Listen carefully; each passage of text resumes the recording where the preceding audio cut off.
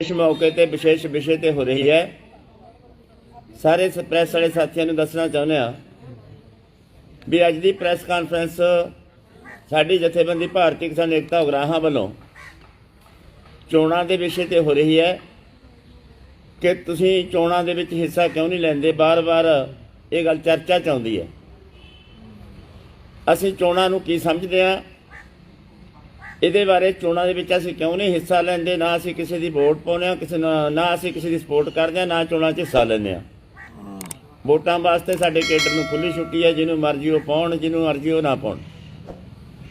इस करके साडी यह पोजीशन क्यों है, इस हालत दे विच असीं समझदे हां भी जिहड़ा साडा देश है यह पूरी तरह ते आर्थिक तौर पर गुलाम है दूजे देशों का।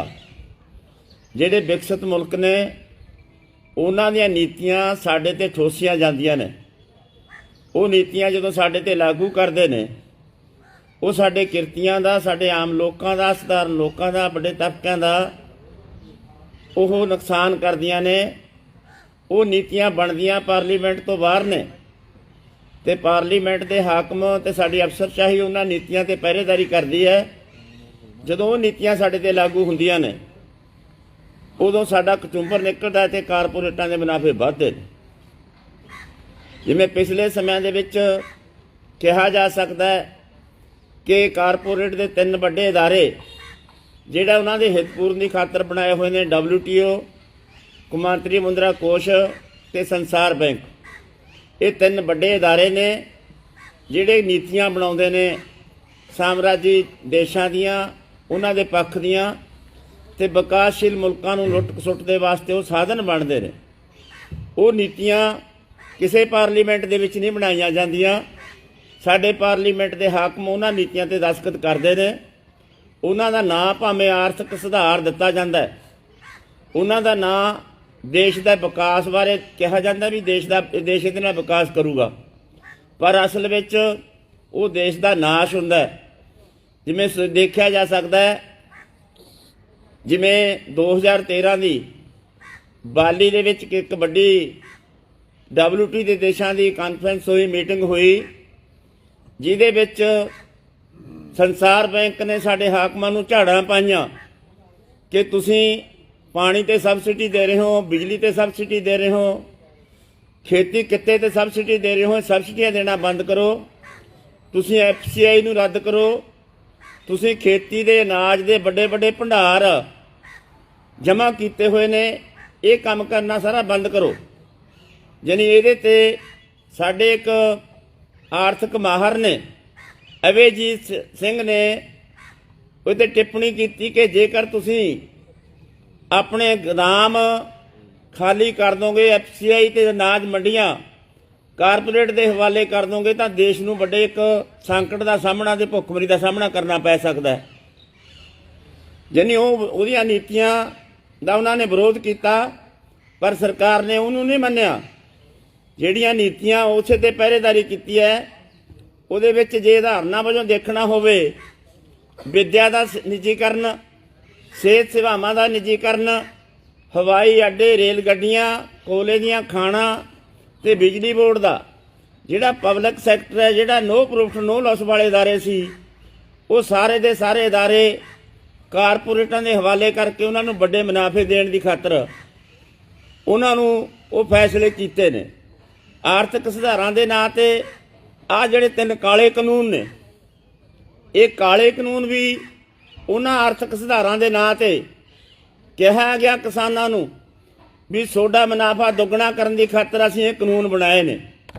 ते सारे माहरां ने तुसीं सारे जिन्ने भी तुसीं साडे पंजाब दे मीडिया नाल जुड़े हुए लोग हो, उन्हां सारिਆਂ ने यह गल नूं चंगी तरह पछाणिया भी जे कानून लागू हो जाते हैं तो जिहड़े अनाज के भंडार, सरकारी मंडियां, सरकारी खरीद एजेंसियां ये बेकार हो जाणगियां। तो जिहड़ा अनाज है जिहड़ा कारपोरेट के हवाले हो जाऊगा। जदों कारपोरेट का कंट्रोल है तो मनमर्जी का रेट नाल मर्जी के मुनाफे नाल वो बेचूगा। इहदा जदों ही मुकाबला किया, ये किसी पार्लीमानी पार्टी के चुने हुए नुमाइंदियां ने इहदा अंदोलन नहीं लड़िया। ਅੰਦੋਲਨ ਉਹਨਾਂ ਲੋਕਾਂ ਨੇ ਲੜਿਆ ਜਿਨ੍ਹਾਂ ਤੇ ਇਹਦਾ ਅਸਰ ਪੈਣਾ ਸੀ। ਜਦੋਂ ਉਹ ਇਕੱਠੇ ਹੋ ਕੇ ਲੜੇ ਤਾਂ ਇਹ ਸੰਸਾਰ ਦੀਆਂ ਨੀਤੀਆਂ ਨੂੰ, ਆਰਥਿਕ ਸੁਧਾਰਾਂ ਨੂੰ, ਉਹਨਾਂ ਨਾਂ ਤੇ ਜਿਹੜੀਆਂ ਠੋਪ ਰਹੇ ਸਾਡੇ ਤੇ, ਉਹ ਵਾਪਸ ਹੋਈਆਂ ਨੇ। ਇਸ ਕਰਕੇ ਸਾਡਾ ਇਹ ਭਰੋਸਾ ਹੈ ਕਿ ਜਿਹੜੀਆਂ ਪਾਰਲੀਮੈਂਟ ਤੋਂ ਬਾਹਰ ਬਣਦੀਆਂ ਨੇ ਆਰਥਿਕ ਸੁਧਾਰ, ਨਵੇਂ ਆਰਥਿਕ ਸੁਧਾਰ ਜਿਹਦੇ ਕਦੇ ਵੀ ਪਾਰਲੀਮੈਂਟ 'ਚ ਨਹੀਂ ਬਣੇ, ਸਿਰਫ ਪਾਰਲੀਮਾਨੀ ਢਾਂਚਾ ਉਹਨਾਂ ਤੇ ਦਸਤਖਤ ਕਰਦਾ ਹੈ। ਇਸ ਕਰਕੇ ਅਸੀਂ ਇਹ ਸਮਝਦੇ ਹਾਂ ਵੀ ਇਹਨਾਂ ਹਾਲਤਾਂ ਦੇ ਵਿੱਚ ਕੋਈ ਪਾਰਲੀਮੈਂਟ ਚਲਾ ਜਾਵੇ, ਕੋਈ ਵਿਧਾਨ ਸਭਾ ਚਲਾ ਜਾਵੇ, ਉਹ ਲੋਕਾਂ ਦਾ ਫਾਇਦਾ ਨਹੀਂ ਕਰਨਾ। ਉਹਨੂੰ ਕਾਰਪੋਰੇਟ ਘਰਾਣਿਆਂ ਦੀਆਂ ਬਣਾਈਆਂ ਹੋਈਆਂ ਨੀਤੀਆਂ ਤੇ ਪਹਿਰੇਦਾਰੀ ਕਰਨੀ ਪੈਂਦੀ ਹੈ, ਜਿਹੜੀਆਂ ਸਾਡੇ ਪੱਖ ਦੀਆਂ ਨਹੀਂ।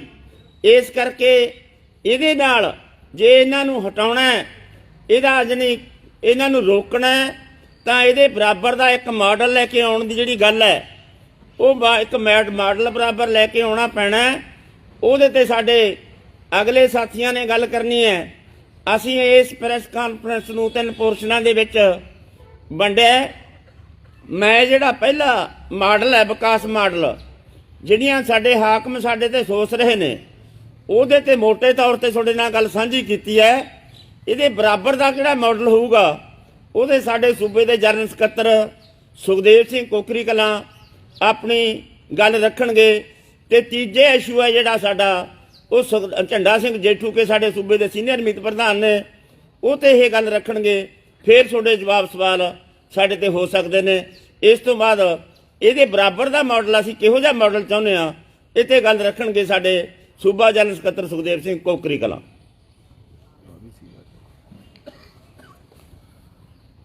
ਸਤਿਕਾਰਯੋਗ ਪ੍ਰੈਸ ਤੇ ਸੋਸ਼ਲ ਮੀਡੀਆ ਰਿਪੋਰਟਰ ਭੈਣੋ ਭਰਾਵੋ, ਮੈਂ ਇਹ ਦੱਸਣਾ ਚਾਹੁੰਦਾ ਹਾਂ ਕਿ ਕਿਸਾਨੀ ਦਾ, ਖੇਤੀ ਦਾ ਵਿਕਾਸ ਕਿਵੇਂ ਹੋਊਗਾ। ਸਾਡੇ ਪ੍ਰਧਾਨ ਜੀ ਨੇ ਦੱਸਿਆ ਕਿ ਜਿਹੜਾ ਵਿਕਾਸ ਮਾਡਲ ਇਹਨਾਂ ਨੇ ਅਪਣਾਇਆ ਹੋਇਆ ਹੁਣ ਤੱਕ, ਉਹਨੇ ਖੇਤੀ ਕਰਨ ਵਾਲੇ ਵੀ ਤਬਾਹ ਕੀਤੇ ਆ ਤੇ ਹੋਰ ਸਾਰੇ ਕਿਰਤੀ ਤਬਕੇ ਤਬਾਹੀ ਕੀਤੇ ਆ, ਰੁਜ਼ਗਾਰ ਵੀ ਉਜਾੜਿਆ, ਸਾਰਾ ਕੁਝ ਇਹਨਾਂ ਨੇ ਦੱਸਤਾ। ਇਹ ਖੇਤੀ ਦਾ, ਕਿਸਾਨੀ ਦਾ ਵਿਕਾਸ ਕਿਵੇਂ ਹੋਊਗਾ, ਉਹਦੇ ਵਾਸਤੇ 3 ਜ਼ਰੂਰੀ ਸ਼ਰਤਾਂ ਹੈ। ਪਹਿਲੀ, ਜ਼ਮੀਨੀ ਸੁਧਾਰ, ਕਾਣੀ ਵੰਡ ਖਤਮ ਕਰਨੀ ਜ਼ਮੀਨਾਂ ਦੀ, ਜਿਹਦੇ ਬਾਰੇ ਇੱਥੋਂ ਦੇ ਹੁਕਮਰਾਨਾਂ ਨੂੰ 1953 'ਚ ਜਦੋਂ ਦੇਸ਼ ਦੇ ਵਿੱਚ ਬਹੁਤ ਵੱਡੇ ਵੱਡੇ ਅੰਦੋਲਨ ਤੇਲੰਗਾਨਾ ਦਾ ਤੇ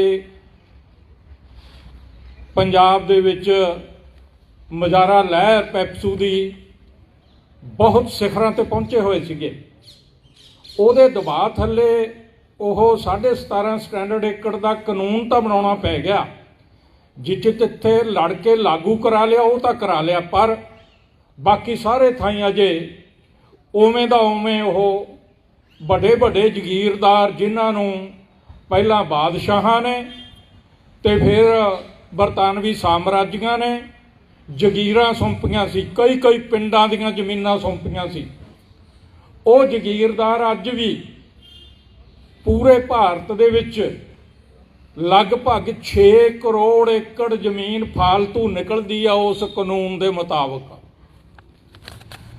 ਇਦੋਂ ਬਿਨਾਂ ਜਿਹੜੀ ਬੇਆਬਾਦ ਪਈ ਆ ਜ਼ਮੀਨ, ਖਾਲੀ ਪਈ ਆ ਜ਼ਮੀਨ, ਲਗਭਗ ਪੌਣੇ 10 ਕਰੋੜ ਏਕੜ ਉਹ ਬਣਦੀ ਆ।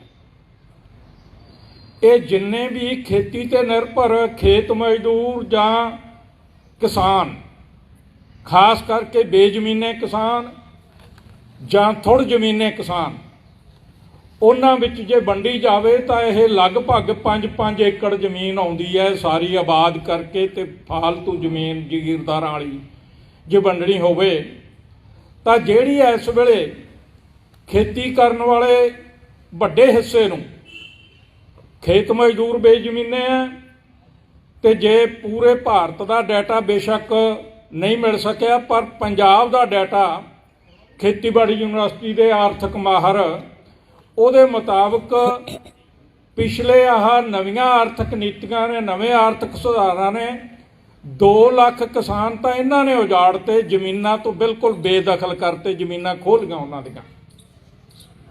ਇਸ ਤਰ੍ਹਾਂ 7 ਲੱਖ ਪਰਿਵਾਰ ਖੇਤ ਮਜ਼ਦੂਰਾਂ ਦੇ। ਪੰਜਾਬ ਦੇ ਵਿੱਚ ਵੀ ਜ਼ਗੀਰਦਾਰਾਂ ਕੋਲੇ, ਵੱਡੇ ਭੂਮੀਪਤੀਆਂ ਕੋਲੇ ਫਾਲਤੂ ਜ਼ਮੀਨ ਕਾਨੂੰਨ ਮੁਤਾਬਕ 16,66,000 ਏਕੜ 2001 ਦਾ ਅੰਕੜਾ ਹੈ, ਪੌਣੇ 17 ਲੱਖ ਏਕੜ, ਜਿਹੜੀ ਵੰਡੀ ਦੀ ਲਗਭਗ 2.5 ਏਕੜ ਪ੍ਰਤੀ ਪਰਿਵਾਰ ਪੰਜਾਬ ਵਾਲੇ ਬੇਜ਼ਮੀਨੇ ਤੇ ਥੋੜ੍ਹੇ ਜ਼ਮੀਨੇ ਪਰਿਵਾਰਾਂ ਨੂੰ ਉਹ ਆਉਂਦੀ ਹੈ 2.5 ਪੌਣੇ 3 ਏਕੜ। ਇਹਦੇ ਨਾਲ ਜਿਹੜੇ ਇਹਨਾਂ ਕਿਸਾਨਾਂ ਤੇ ਖੇਤ ਮਜ਼ਦੂਰਾਂ ਨੂੰ ਥੋੜ੍ਹੇ ਜ਼ਮੀਨੇ ਬੇਜ਼ਮੀਨੇ ਕਿਸਾਨ ਲਗਭਗ 18% ਪੰਜਾਬ ਦੇ ਵਿੱਚ ਇਸ ਵੇਲੇ ਸਾਡਾ ਆਪਦਾ ਇਹ ਸਰਵੇਖਣ ਹੈ, ਸਰਵੇ ਕੀਤਾ ਸਾਡੀ ਜਥੇਬੰਦੀ ਨੇ, ਉਹ ਬੇਜ਼ਮੀਨੇ ਹੋ ਚੁੱਕੇ ਆ ਜਿਨ੍ਹਾਂ ਕੋਲ ਪਹਿਲਾਂ ਜ਼ਮੀਨ ਸੀਗੀ। ਤੇ ਖੇਤ ਮਜ਼ਦੂਰਾਂ ਸਣੇ ਇਹ ਸਾਰਿਆਂ ਨੂੰ ਜਿਨ੍ਹਾਂ ਨੇ ਖੇਤੀ ਤੇ ਉਦੋਂ ਬਿਨਾਂ ਕੋਈ ਸਾਧਨ ਹੀ ਹੈ ਨਹੀਂ, ਉਹਨਾਂ ਕੋਲੇ ਆਪਦੀ ਰੋਜੀ ਰੋਟੀ ਦਾ ਖੇਤੀ ਤੇ ਹੀ ਨਿਰਭਰ ਹੈ, ਉਹਨਾਂ ਨੂੰ ਜ਼ਮੀਨ ਇਹ ਜ਼ਗੀਰਦਾਰਾਂ ਵਾਲੀ ਠੇਕੇ ਤੇ ਲੈ ਕੇ ਕਰਨੀ ਪੈਂਦੀ ਹੈ, ਜਿਹਦਾ 50,000 60,000 70,000 ਰੁਪਈਆ ਪ੍ਰਤੀ ਏਕੜ ਠੇਕਾ ਲੈਂਦੇ ਆ ਉਹ ਜ਼ਗੀਰਦਾਰ ਆ ਜਿਹੜੇ ਵੱਡੀਆਂ ਢੇਰੀਆਂ ਦੇ ਮਾਲਕ। ਇਸ ਤੋਂ ਇਲਾਵਾ ਲਾਗਤ ਖਰਚੇ ਕਿੰਨੇ ਵੱਧ ਗਏ, ਇਸੇ ਕਰਕੇ ਕਿਸਾਨਾਂ ਦੇ ਪੱਲੇ ਕੁਛ ਨਹੀਂ ਪੈਂਦਾ, ਕਰਜ਼ੇ ਚੜ ਰਹੇ ਆ, ਜਿਸ ਕਰਕੇ ਉਹਨਾਂ ਨੂੰ ਖੁਦਕੁਸ਼ੀਆਂ ਲਈ ਮਜਬੂਰ ਹੋਣਾ ਪੈ ਰਿਹਾ। ਬੇਵੱਸ ਆ ਉਹ, ਖੇਤੀ ਤੋਂ ਬਿਨਾਂ ਕੋਈ ਸਾਧਨ ਨਹੀਂ, ਪਰ ਖੇਤੀ ਦੇ ਵਿੱਚ ਘਾਟੇ ਪੈਂਦੇ ਆ, ਕਰਜ਼ੇ ਚੜ੍ਹਦੇ ਆ। ਇਸ ਕਰਕੇ ਜ਼ਗੀਰਦਾਰਾਂ ਦੀ ਜ਼ਮੀਨ ਵੰਡਣ ਦੇ ਨਾਲ ਇਹ ਹਿੱਸਾ ਜਿਹੜਾ, ਕਿਉਂਕਿ ਸਾਡਾ ਦੇਸ਼ ਪੂਰੇ ਦਾ ਪੂਰਾ ਖੇਤੀ ਪ੍ਰਧਾਨ ਦੇਸ਼ ਹੈ, ਖਾਸ ਕਰਕੇ ਪੰਜਾਬ ਤਾਂ ਸਭ ਤੋਂ ਵੱਧ ਖੇਤੀ ਪ੍ਰਧਾਨ ਹੈ, ਇਸ ਕਰਕੇ ਰੁਜ਼ਗਾਰ ਦਾ ਵੀ ਸਭ ਤੋਂ ਵੱਡਾ ਸਾਧਨ ਖੇਤੀ ਦੇ ਵਿੱਚ ਹੀ ਹੈ। ਉਹ ਰੁਜ਼ਗਾਰ ਵੀ ਇੱਥੋਂ ਦੇ ਮਸ਼ੀਨੀਕਰਨ ਨੇ, ਇੱਥੋਂ ਦੇ ਰਸਾਇਣੀਕਰਨ ਨੇ। ਜਿਹੜਾ ਪਹਿਲਾ ਹਰਾ ਇਨਕਲਾਬ ਫੋਰਡ ਫਾਊਂਡੇਸ਼ਨ ਜਿਹੜੀ ਗੱਲ ਕੀਤੀ ਪ੍ਰਧਾਨ ਜੀ ਨੇ ਵੀ ਕਿੱਥੋਂ ਨੀਤੀਆਂ ਬਣ ਕੇ ਆਉਂਦੀਆਂ, ਉਹਦੀ ਨੀਤੀ ਫੋਰਡ ਫਾਊਂਡੇਸ਼ਨ ਨੇ ਬਣਾਈ ਸੀ, ਅਮਰੀਕਾ ਦੀ ਕੰਪਨੀ ਨੇ, ਵਰਲਡ ਬੈਂਕ ਰਾਹੀਂ ਭੇਜੀ ਸੀ, ਸਾਡੇ ਹਾਕਮਾਂ ਨੇ ਮੋਹਰ ਲਾਈ ਸੀ। ਉਹਨੇ ਖੇਤੀ ਦਾ ਮਸ਼ੀਨੀਕਰਨ ਕਰਕੇ, ਰਸਾਇਣੀਕਰਨ, ਜ਼ਹਿਰਾਂ ਖੇਤੀ ਦੇ ਵਿੱਚ ਵਾੜ ਕੇ ਜਿੱਥੇ ਰੁਜ਼ਗਾਰ ਤਬਾਹ ਕੀਤਾ, ਉੱਥੇ ਲੋੜੇ ਦੀਆਂ ਬਿਮਾਰੀਆਂ ਸਾਡੇ ਗਲ ਪਾਈਆਂ ਉਹ ਜ਼ਹਿਰਾਂ ਵਾਲੀ ਖੇਤੀ ਨੇ। ਇਸ ਕਰਕੇ ਇਹ ਸਾਰਾ ਕੁਝ ਜਦੋਂ ਇਹ ਜ਼ਮੀਨ ਦੀ ਵੰਡ ਹੋ ਗਈ ਤੇ ਨਾਲ ਇਹਦੇ ਜਿਹੜੀ ਇੰਡਸਟਰੀ ਹੈ, ਜਿਹੜੀ ਹੁਣ ਇਹ ਕਹਿੰਦੇ ਵਿਦੇਸ਼ਾਂ ਤੋਂ ਹੀ ਆ ਸਕਦੀ ਹੈ ਇੰਡਸਟਰੀ, ਉਹੀ ਲਾ ਸਕਦੇ ਆ। ਇਹ ਪਿੰਡ ਪਿੰਡ ਇੰਡਸਟਰੀ, ਖੇਤੀ ਦੀ ਇੰਡਸਟਰੀ ਪਿੰਡ ਪਿੰਡ ਚੱਲ ਸਕਦੀ ਹੈ। ਛੋਟੀ ਇੰਡਸਟਰੀ ਜਿਹਦੇ 'ਚ ਵੱਧ ਤੋਂ ਵੱਧ ਹੱਥਾਂ ਨੂੰ ਰੁਜ਼ਗਾਰ ਮਿਲੇ, ਉਹ ਨਾਲ ਇਹਦੇ ਲਾਗੂ ਹੋਊਗਾ। ਇਹ ਖੇਤੀ ਦੀ ਜਿਹੜੀ ਜ਼ਮੀਨ ਦੀ ਵੰਡ ਹੈ, ਇਹਦੇ ਨਾਲ ਕਿਸਾਨਾਂ ਦੀ ਖੇਤੀ ਦੀ ਹਾਲਤ ਸੁਧਰੂਗੀ, ਉਹਨਾਂ ਦੀ ਖਰੀਦ ਸ਼ਕਤੀ ਵਧੂਗੀ, ਉਹਦੇ ਨਾਲ ਨਵੀਆਂ ਫੈਕਟਰੀਆਂ ਚੱਲਣਗੀਆਂ। ਹੁਣ ਵਾਲੇ ਮਾਡਲ ਨੇ, ਇਹਨਾਂ ਨੇ ਜੇ ਗੱਲ ਕਰਨੀ ਹੋਵੇ, ਕੱਲੇ ਲੁਧਿਆਣੇ ਦੇ ਵਿੱਚੋਂ 28,000 ਛੋਟੀਆਂ ਫੈਕਟਰੀਆਂ ਬੰਦ ਕਰਤੀਆਂ, ਛੋਟੀ ਇੰਡਸਟਰੀ 28,000 ਦੀ ਗਿਣਤੀ, ਜਿਹੜਾ ਇੰਡਸਟਰੀ ਪ੍ਰਧਾਨ ਸ਼ਹਿਰ ਹੈ ਪੰਜਾਬ ਦਾ, 28,000 ਇੰਡਸਟਰੀ ਉਹਦੇ 'ਚੋਂ ਤਬਾਹ ਕਰਤੀ। ਇਹੀ ਪਿੰਡ ਪਿੰਡ ਇੰਡਸਟਰੀ ਚਲਾਉਣੀ ਹੋਵੇ, ਆ ਖੇਤੀ ਤੋਂ ਜਿੰਨੀਆਂ ਵੀ ਖਾਣ ਵਾਲੀਆਂ ਵਸਤਾਂ ਬਣਦੀਆਂ ਉਹ ਪਿੰਡਾਂ 'ਚ ਬਣਾਈਆਂ ਜਾ ਸਕਦੀਆਂ, ਬਹੁਤ ਵੱਡੀ ਪੱਧਰ ਤੇ ਰੁਜ਼ਗਾਰ ਮਿਲੂਗਾ। ਦੂਜੀ ਗੱਲ, ਸੂਦਖੋਰੀ ਦਾ ਕਿੱਤਾ ਜਿਹੜਾ, ਇਹ ਇੱਕ ਬਹੁਤ ਵੱਡੀ ਜੋਕ ਬਣ ਕੇ ਚੁੰਬੜਿਆ ਹੋਇਆ ਖੇਤੀ ਕਿੱਤੇ ਨੂੰ, ਕਿਸਾਨਾਂ ਨੂੰ, ਕਿਉਂਕਿ ਮੈਂ ਦੱਸ ਹਟਿਆ ਵੀ ਕਰਜ਼ੇ ਚੱਕਣੇ ਪੈਂਦੇ ਆ ਕਿਸਾਨਾਂ ਨੂੰ ਖੇਤੀ ਚਲਾਉਣ ਵਾਸਤੇ, ਕਬੀਲਦਾਰੀ ਚਲਾਉਣ ਵਾਸਤੇ ਵੀ। ਉਹਨਾਂ ਨੂੰ ਬਚਤ ਤਾਂ ਕੋਈ ਹੁੰਦੀ ਨਹੀਂ। ਉਹ ਕਰਜ਼ੇ ਜਿਹੜੇ ਛੋਟੇ ਕਿਸਾਨ ਹੈ, ਬੇਜ਼ਮੀਨੇ ਕਿਸਾਨ ਹੈ, ਉਹਨਾਂ ਨੂੰ ਸਿਰਫ 7% ਮਿਲਦੇ ਆ ਬੈਂਕਾਂ 'ਚੋਂ ਸਸਤੇ ਕਰਜ਼ੇ। ਬਾਕੀ 93% ਕਰਜ਼ੇ ਸੂਦਖੋਰਾਂ ਤੋਂ, ਸ਼ਾਹੂਕਾਰਾਂ ਤੋਂ ਲੈਣੇ ਪੈਂਦੇ ਆ, ਜਿਹੜੇ ਗਲ ਵੱਢਵਾਂ ਵਿਆਜ ਲਾਉਂਦੇ ਆ। 18% ਤੋਂ ਲੈ ਕੇ 36% ਤੱਕ ਸਾਲ ਦਾ ਵਿਆਜ ਲਾਉਂਦੇ ਆ। ਫਿਰ ਉਹ ਖਾਲੀ ਪਰੋ ਨੋਟ ਭਰਦੇ ਆ, ਖਾਲੀ ਤੇ ਦਸਖਤ ਕਰਾਉਂਦੇ ਆ, ਮਨਮਰਜ਼ੀ ਦੇ ਉਹਦੇ 'ਚ ਰਕਮਾਂ ਭਰਦੇ ਆ, ਖਾਲੀ ਚੈੱਕਾਂ ਤੇ ਦਸਖਤ ਕਰਾਉਂਦੇ ਆ। ਜੇ ਕੋਈ ਚੀਜ਼ ਖਰੀਦਣੀ ਬਾਜ਼ਾਰ 'ਚੋਂ, ਪਰਚੀ ਸਿਸਟਮ ਚੱਲਦਾ, ਜਿਹਦੇ ਨਾਲ ਉਹ ਦੁਕਾਨਦਾਰਾਂ ਤੋਂ ਕਮਿਸ਼ਨ ਲੈਂਦੇ ਆ। ਜਾਣੀ ਅੰਨੀ ਲੁੱਟ। ਤੇ ਬਹੁਤ ਮਾੜੀ ਗੱਲ ਸਿਰੇ ਦੀ ਇਹ ਆ ਬਈ ਉਹਨਾਂ ਦੀ ਆਮਦਨੀ ਦਾ ਕੋਈ ਹਿਸਾਬ ਕਿਤਾਬ ਨਹੀਂ। कोई कानून नहीं उन्हां दी आमदनी वास्ते, सूदखोरां शाहूखोरां दी आमदनी वास्ते, जिहड़ा कि बरतानवी साम्राज वेले पगड़ी संभाल जट्टा लहर ने बनवा लिया सी जनतक ताकत दा हिक च गोडा दे के साम्राजी हुकूमत दे। पर इत्थे ये कानून भी नहीं बनाउण लए, कानून भी नहीं बना रहे। इस करके उन्हां दी सारी आमदन है जिहड़ी वो इनकम टैक्स तो बिना, आमदनी टैक्स तो बिना, जिहदे च ਲੱਖਾਂ ਕਰੋੜ ਰੁਪਈਆ ਆਮਦਨੀ ਟੈਕਸ ਆ ਸਕਦਾ। ਇਸੇ ਤਰ੍ਹਾਂ ਹੀ ਜਿਹੜੀ ਸਾਮਰਾਜੀ ਲੁੱਟ ਹੈ ਉਹਦੇ ਨਾਲ ਜੇ ਉਹਨੂੰ ਖਤਮ ਕੀਤਾ ਜਾਵੇ, ਜਿਹੜੇ ਪਾਸੇ ਇਸ਼ਾਰਾ ਕੀਤਾ ਉਹ ਨਵੀਆਂ ਆਰਥਿਕ ਨੀਤੀਆਂ, ਨਿੱਜੀਕਰਨ, ਵਪਾਰੀਕਰਨ, ਖੁੱਲੀ ਮੰਡੀ, ਸੰਸਾਰੀਕਰਨ, ਸਾਰੇ ਦੇ ਸਾਰੇ ਮਹਿਕਮੇ, ਆ ਖੇਤੀ ਵੀ ਸਾਰੀ ਦੀ ਸਾਰੀ ਸੰਭਾਲਣ ਲੱਗੇ ਸੀ ਇਹਨਾਂ ਕਾਨੂੰਨਾਂ ਰਾਹੀਂ। ਉਹਨਾਂ ਕਾਰਪੋਰੇਟਾਂ ਨੂੰ, ਸਾਮਰਾਜੀ ਕਾਰਪੋਰੇਟਾਂ ਨੂੰ ਇਹ ਨੀਤੀਆਂ ਜਿਹੜੀਆਂ ਇਦੋਂ ਬਿਨਾਂ ਜਿਹੜਾ ਇਹ ਕਹਿ ਦਿੰਦੇ ਆ ਜਦੋਂ ਅਸੀਂ ਕਰਜ਼ੇ ਮਾਫੀ ਦੀ ਮੰਗ ਕਰਦੇ ਹਾਂ, ਕਰਜ਼ਾ ਮੁਕਤੀ ਦੀ ਮੰਗ ਕਰਦੇ ਹਾਂ ਵੀ ਖਜ਼ਾਨੇ 'ਚ ਪੈਸਾ ਹੈ ਨਹੀਂ, ਜਦੋਂ ਅਸੀਂ ਸਸਤੀਆਂ ਖੇਤੀ ਲਾਗਤਾਂ ਦੀ ਮੰਗ ਕਰਦੇ ਹਾਂ ਤਾਂ ਖਜ਼ਾਨੇ 'ਚ ਪੈਸਾ ਹੈ ਨਹੀਂ। ਪਰ ਪਿਛਲੇ 9 ਸਾਲਾਂ ਦੇ ਵਿੱਚ 12.5 ਲੱਖ ਕਰੋੜ ਰੁਪਈਆ ਕਰਜ਼ੇ ਮਾਫ ਕਰਤੇ ਉਹਨਾਂ ਕਾਰਪੋਰੇਟਾਂ ਦੇ ਸਰਕਾਰ ਨੇ, ਜਿਹਨੂੰ NPA ਕਹਿੰਦੇ ਆ, ਨਾਨ ਪਰਫਾਰਮੈਂਸ ਐਸੈਟਸ। ਇਸ ਤਰ੍ਹਾਂ ਜਿਹੜੇ ਸਭ ਤੋਂ ਚੋਟੀ ਦੇ ਅਮੀਰ ਆ ਭਾਰਤ ਦੇ, ਉਹਨਾਂ ਦੀ ਕੁੱਲ ਜਾਇਦਾਦ ਲਗਭਗ ਪੌਣੇ 45 ਲੱਖ ਕਰੋੜ ਰੁਪਈਆ ਬਣਦੀ ਹੈ, ਜਿਹਦੇ ਤੇ ਜੇ 10% ਵੀ ਟੈਕਸ ਲਾ ਲਈਏ ਤਾਂ ਲਗਭਗ ਪੌਣੇ 5 ਲੱਖ ਕਰੋੜ ਰੁਪਈਆ ਆਮਦਨ ਟੈਕਸ ਦਾ, ਜਾਇਦਾਦ ਟੈਕਸ ਦਾ ਉਹਨਾਂ ਅਮੀਰਾਂ ਕੋਲੋਂ ਵਸੂਲਿਆ ਜਾ ਸਕਦਾ ਹੈ, ਪਰ ਨਹੀਂ ਵਸੂਲਿਆ ਜਾ ਰਿਹਾ। ਇਹ ਜਿਹੜੀਆਂ ਉਹਨਾਂ ਨੂੰ ਕਰਜ਼ਿਆਂ ਦੀਆਂ ਛੋਟਾਂ, ਇਦੋਂ ਬਿਨਾਂ ਠੱਗੀਆਂ ਪਿਛਲੇ 5 ਸਾਲਾਂ ਦੇ ਵਿੱਚ 2,05,000 ਕਰੋੜ ਰੁਪਏ ਦੀਆਂ ਉਹ ਨੀਰਵ ਮੋਦੀ ਵਰਗਿਆਂ ਨੇ, ਇਹਦੇ ਚਾਚੇ ਦੇ ਪੁੱਤ ਨੇ ਮੋਦੀ ਦੇ ਨੇ, ਉਹ ਇਹੋ ਜਿਹੀਆਂ ਠੱਗੀਆਂ ਮਾਰੀਆਂ। ਇਹ ਜਿਹੜਾ ਸਰਮਾਇਆ ਦੇਸ਼ ਦਾ ਇਕੱਠਾ ਹੁੰਦਾ ਸਾਡੇ ਕੋਲੋਂ, ਤੁਹਾਡੇ ਕੋਲੋਂ, ਜਿਹੜੇ ਆਮ ਕਿਰਤੀ ਲੋਕ ਹੈ, ਸਿੱਖਾਂ ਵਾਲੀ ਡੱਬੀ ਤੋਂ ਲੈ ਕੇ ਹਰ ਚੀਜ਼ ਤੇ ਟੈਕਸ ਲੱਗਦਾ। ਉਹ ਟੈਕਸ ਔਸਤ ਹਰੇਕ ਪਰਿਵਾਰ ਨੂੰ, ਵੱਡੇ ਅਮੀਰ ਪਰਿਵਾਰਾਂ ਨੂੰ ਤਾਂ ਬਹੁਤ ਜ਼ਿਆਦਾ ਟੈਕਸ ਹੈ, ਗਰੀਬ ਤੋਂ ਗਰੀਬ ਜਿਹੜਾ ਕੁਝ ਵੀ ਨਹੀਂ ਖਰੀਦ ਸਕਦਾ, ਬਹੁਤ ਜ਼ਰੂਰੀ ਚੀਜ਼ ਮਸਾਂ ਖਰੀਦਦਾ, ਉਹਨੂੰ ਵੀ 28-30 ਰੁਪਏ ਰੋਜ਼ ਦਾ ਟੈਕਸ ਪੈ ਜਾਂਦਾ। ਉਹ ਟੈਕਸ ਨਾਲ ਜਿਹੜਾ ਖਜ਼ਾਨਾ ਭਰਦਾ ਉਹ ਸਾਰਾ ਇਹਨਾਂ ਨੂੰ ਕਾਰਪੋਰੇਟਾਂ ਨੂੰ ਲੁਟਾਇਆ ਜਾ ਰਿਹਾ, ਵੱਡੇ ਸਰਮਾਏਦਾਰਾਂ ਨੂੰ ਲੁਟਾਇਆ ਜਾ ਰਿਹਾ। ਇਸੇ ਤਰ੍ਹਾਂ ਉਹਨਾਂ ਦਾ ਵਿਦੇਸ਼ੀ ਨਿਵੇਸ਼ ਕਰਵਾ ਕੇ ਸਾਡੇ ਇੱਥੋਂ ਦੇ ਮਜ਼ਦੂਰਾਂ ਦੀ ਲੁੱਟ ਕਰਵਾਈ ਜਾ ਰਹੀ ਹੈ, ਕਿਸਾਨਾਂ ਦੀ ਲੁੱਟ ਕਰਵਾਈ ਜਾ ਰਹੀ ਹੈ, ਉਹ ਸਾਰੀ ਬੰਦ ਕੀਤੀ ਜਾਵੇ। ਜਾਣੀ ਇਹ 3 ਗੱਲਾਂ ਮੈਂ ਗਿਣੀਆਂ, ਜਾਗੀਰਦਾਰੀ ਦਾ ਖਾਤਮਾ ਜ਼ਮੀਨਾਂ ਦੀ ਵੰਡ ਨਾਲ, ਜਿਹਦੇ ਨਾਲ ਉਹ 50-60 ਹਜ਼ਾਰ ਏਕੜ ਮਗਰ ਟੈਕਸ ਤਾਰਨਾ ਪੈਂਦਾ, ਜਿਹੜਾ ਜਾਗੀਰਦਾਰਾਂ ਦੀ ਜੇਬ 'ਚ ਜਾਂਦਾ, ਸਰਕਾਰ ਕੋਲੇ ਨਹੀਂ ਜਾਂਦਾ, ਜਾਗੀਰਦਾਰਾਂ ਦੀ ਜੇਬ 'ਚ ਜਾਂਦਾ। ਉਹਦੇ ਤੋਂ ਬਚ ਜਾਣਗੇ ਕਿਸਾਨ ਜੇ ਉਹ ਜ਼ਮੀਨ ਦੀ ਵੰਡ ਹੋ ਜੇ। ਦੂਜਾ ਸੂਦਖੋਰੀ, ਜਿਨ੍ਹਾਂ ਨੇ ਆ ਜਿਹੜੇ 4 ਲੱਖ ਤੋਂ ਉੱਤੇ ਸਰਕਾਰੀ ਡਾਟਾ ਕਿਸਾਨ ਖੁਦਕੁਸ਼ੀਆਂ ਕਰ ਗਏ ਕਰਜ਼ਿਆਂ ਥੱਲੇ ਦੱਬ ਕੇ, ਬਹੁਤੀਆਂ ਸੂਦਖੋਰਾਂ ਦੇ ਪੈਰੋਂ ਹੋਈਆਂ, ਕਿਉਂਕਿ ਉਹ ਕੁਰਕੀਆਂ ਨਿਲਾਮੀਆਂ ਲਿਆਉਂਦੇ ਆ ਕਰਜ਼ਿਆਂ ਦੇ ਬਦਲੇ। ਉਹ ਸਮਾਨ ਚੱਕ ਕੇ ਲੈ ਜਾਂਦੇ ਆ, ਕਿਸਾਨ ਦਾ ਮਾਲ ਡੰਗਰ ਲੈ ਜਾਂਦੇ ਆ। ਉਹ ਸਾਰਾ ਕੁਝ ਬੰਦ ਹੋਊਗਾ ਜੇ ਇਹ ਘੱਟੋ ਘੱਟ ਕਾਨੂੰਨ ਬਣ ਜੇ, ਜਿਵੇਂ ਉਦੋਂ ਬਣਿਆ ਸੀ, ਅੰਗਰੇਜ਼ਾਂ ਵੇਲੇ ਬਣਵਾਇਆ ਸੀ, ਇੱਕ 'ਚ ਗੋਡਾ ਦੇ ਕੇ 4% ਵਿਆਜ, ਮੂਲ ਨਾਲੋਂ ਵੱਧ ਵਿਆਜ ਨਹੀਂ ਲੱਗ ਸਕਦਾ, ਕਰਜ਼ੇ ਬਦਲੇ ਕੋਈ ਜ਼ਮੀਨ ਬੈ ਗਹਿਣੇ ਨਹੀਂ ਲਈ ਜਾ ਸਕਦੀ। ਇਹ ਤਿੰਨੇ ਗੱਲਾਂ ਹੋ ਜਾਣ, ਜਿਹੜਾ ਅਸੀਂ ਲਾਗੂ ਕਰਾਉਣ ਵਾਸਤੇ ਜੀ ਜਾਨ ਨਾਲ ਜਦੋਂ ਤੋਂ ਜਥੇਬੰਦੀ ਬਣੀ ਹੈ ਉਦੋਂ ਤੋਂ ਸੰਘਰਸ਼ ਕਰ ਰਹੇ ਹਾਂ। ਉਹ ਤੁਹਾਡੇ ਨਾਲ ਸਾਡੇ ਅਗਲੇ ਬੁਲਾਰੇ ਸਾਂਝੀਆਂ ਕਰਨਗੇ ਗੱਲਾਂ ਵੀ ਇਹ ਲਾਗੂ ਕਿਵੇਂ ਹੋਣਗੇ ਤੇ ਕਿਵੇਂ ਹੁਣ ਤੱਕ ਜਿੰਨਾ ਕੁ ਕੁਛ ਬਚਾਇਆ ਚੂਣ ਪੂਣ ਉਹ ਕਿਵੇਂ ਬਚਾਈ ਹੈ। ਧੰਨਵਾਦ।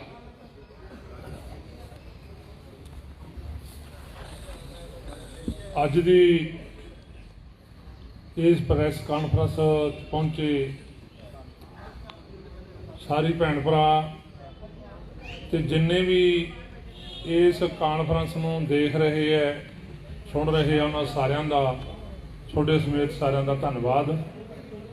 ਮੇਰੇ ਤੋਂ ਪਹਿਲਾਂ ਮੇਰੇ ਦੋ ਸਾਥੀਆਂ ਨੇ कि ਜਿਹੜਾ ਪਾਰਲੀਮੈਂਟ ਦੇ ਵਿੱਚ ਜਾ ਕੇ ਕੋਈ ਕਿਸੇ ਦਾ ਭਲਾ ਹੋ ਜੂ ਉਹਦਾ ਉਦਾਹਰਨਾਂ ਦਿੱਤੀਆਂ। ਉਹਦੇ ਮੁਕਾਬਲੇ ਸਾਡੇ ਲੋਕਾਂ ਦਾ, ਸਾਡੇ ਦੇਸ਼ ਦਾ ਭਲਾ ਕਿਵੇਂ ਹੋ ਸਕਦਾ ਹੈ,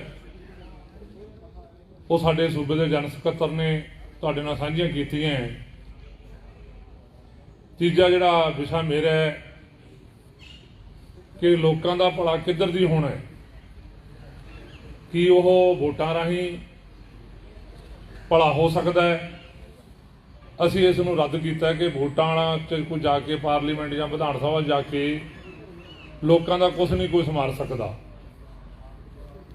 ਸਾਡਾ ਪਿਛਲਾ ਭਾਰਤੀ ਕਿਸਾਨ ਯੂਨੀਅਨ ਏਕਤਾ ਗਰਾਹਾਂ ਦਾ ਇਤਿਹਾਸ ਪਿਆ ਹੈ ਕਿ ਇਹ ਲੋਕਾਂ ਦਾ ਭਲਾ, ਲੋਕਾਂ ਦੇ ਏਕੇ ਤੇ ਥਵਾਕ ਤੇ ਸੰਘਰਸ਼ ਦੇ ਜ਼ੋਰ ਤੇ ਹੋਣਾ ਹੈ। ਮੈਂ ਤੁਹਾਡਾ ਧਿਆਨ ਦਿਵਾਉਣਾ ਚਾਹੁੰਦਾ ਇਦੋਂ ਘੱਟੋ ਘੱਟ ਲਗਭਗ 20 ਸਾਲ ਪਿੱਛੇ, ਜਦੋਂ ਆੜ੍ਹਤੀਏ ਲੈਣ ਦੇਣ ਦੇ ਤਹਿਤ ਥਾਣਿਆਂ 'ਚ ਬੁਲਾ ਕੇ ਘੂਰ ਘੱਪ ਕਰਕੇ ਮਨਮਰਜ਼ੀ ਦੇ ਕਾਗਜ਼ਾਂ ਤੇ ਦਸਤਖਤ ਕਰਾਉਂਦੇ ਸੀ। ਇਹ ਸੰਘਰਸ਼ ਦੇ ਜ਼ੋਰ ਇਸ ਮੌਕੇ ਕਿਸੇ ਵੀ ਥਾਣੇ 'ਚ ਇਹ ਪਾਬੰਦੀ ਲੱਗੀ ਹੋਈ ਹੈ ਸਾਡੇ ਵੱਲੋਂ ਕਿ ਕੋਈ ਵੀ ਪੁਲਿਸ ਲੈਣ ਦੇਣ ਦੇ ਵਿੱਚ ਦਖਲ ਨਹੀਂ ਦੇ ਸਕਦੀ। ਐਂ ਵੱਡੀ ਪੱਧਰ ਤੇ ਕੁਰਕੀਆਂ ਹੁੰਦੀਆਂ ਸੀ।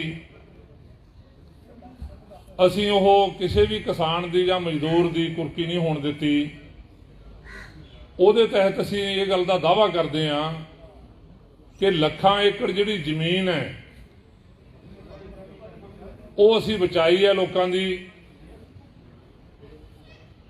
ਤੇ ਅਸੀਂ ਸੈਂਕੜੇ ਜਾਨਾਂ ਵੀ ਬਚਾਈਆਂ ਉਹ ਕੁਰਕੀ ਰਕਵਾ ਕੇ। ਇਹਦੇ ਨਾਲ ਹੀ ਅਸੀਂ ਜ਼ਮੀਨਾਂ ਦੇ ਮਸਲੇ ਤੇ ਲੜਾਈ ਲੜੀ ਹੈ। ਧੌਲੇ ਸੰਨਾਂ ਦੀ ਗੱਲ ਹੈ, ਚਾਹੇ ਗੋਬਿੰਦਪੁਰੇ ਦੀ ਗੱਲ ਹੈ, ਜਦੋਂ ਪੂਰੇ ਪੰਜਾਬ ਦੇ ਵਿੱਚ ਧੌਲੇ ਸੰਨਾਂ ਵੇਲੇ ਹੋ ਗਿਆ ਸੀ ਕਿ ਥਾਂ ਥਾਂ ਤੇ ਜ਼ਮੀਨ ਕੁਐਰ ਹੋ ਰਹੀ ਹੈ ਧੱਕੇ ਦੇ ਜ਼ੋਰ ਤੇ। ਉਹ ਧੱਕੇ ਦੇ ਜ਼ੋਰ ਤੇ ਜਿਹੜੀ ਜ਼ਮੀਨ ਕੁਐਰ ਹੁੰਦੀ ਸੀ ਉਹ ਰੋਕੀ ਹੈ,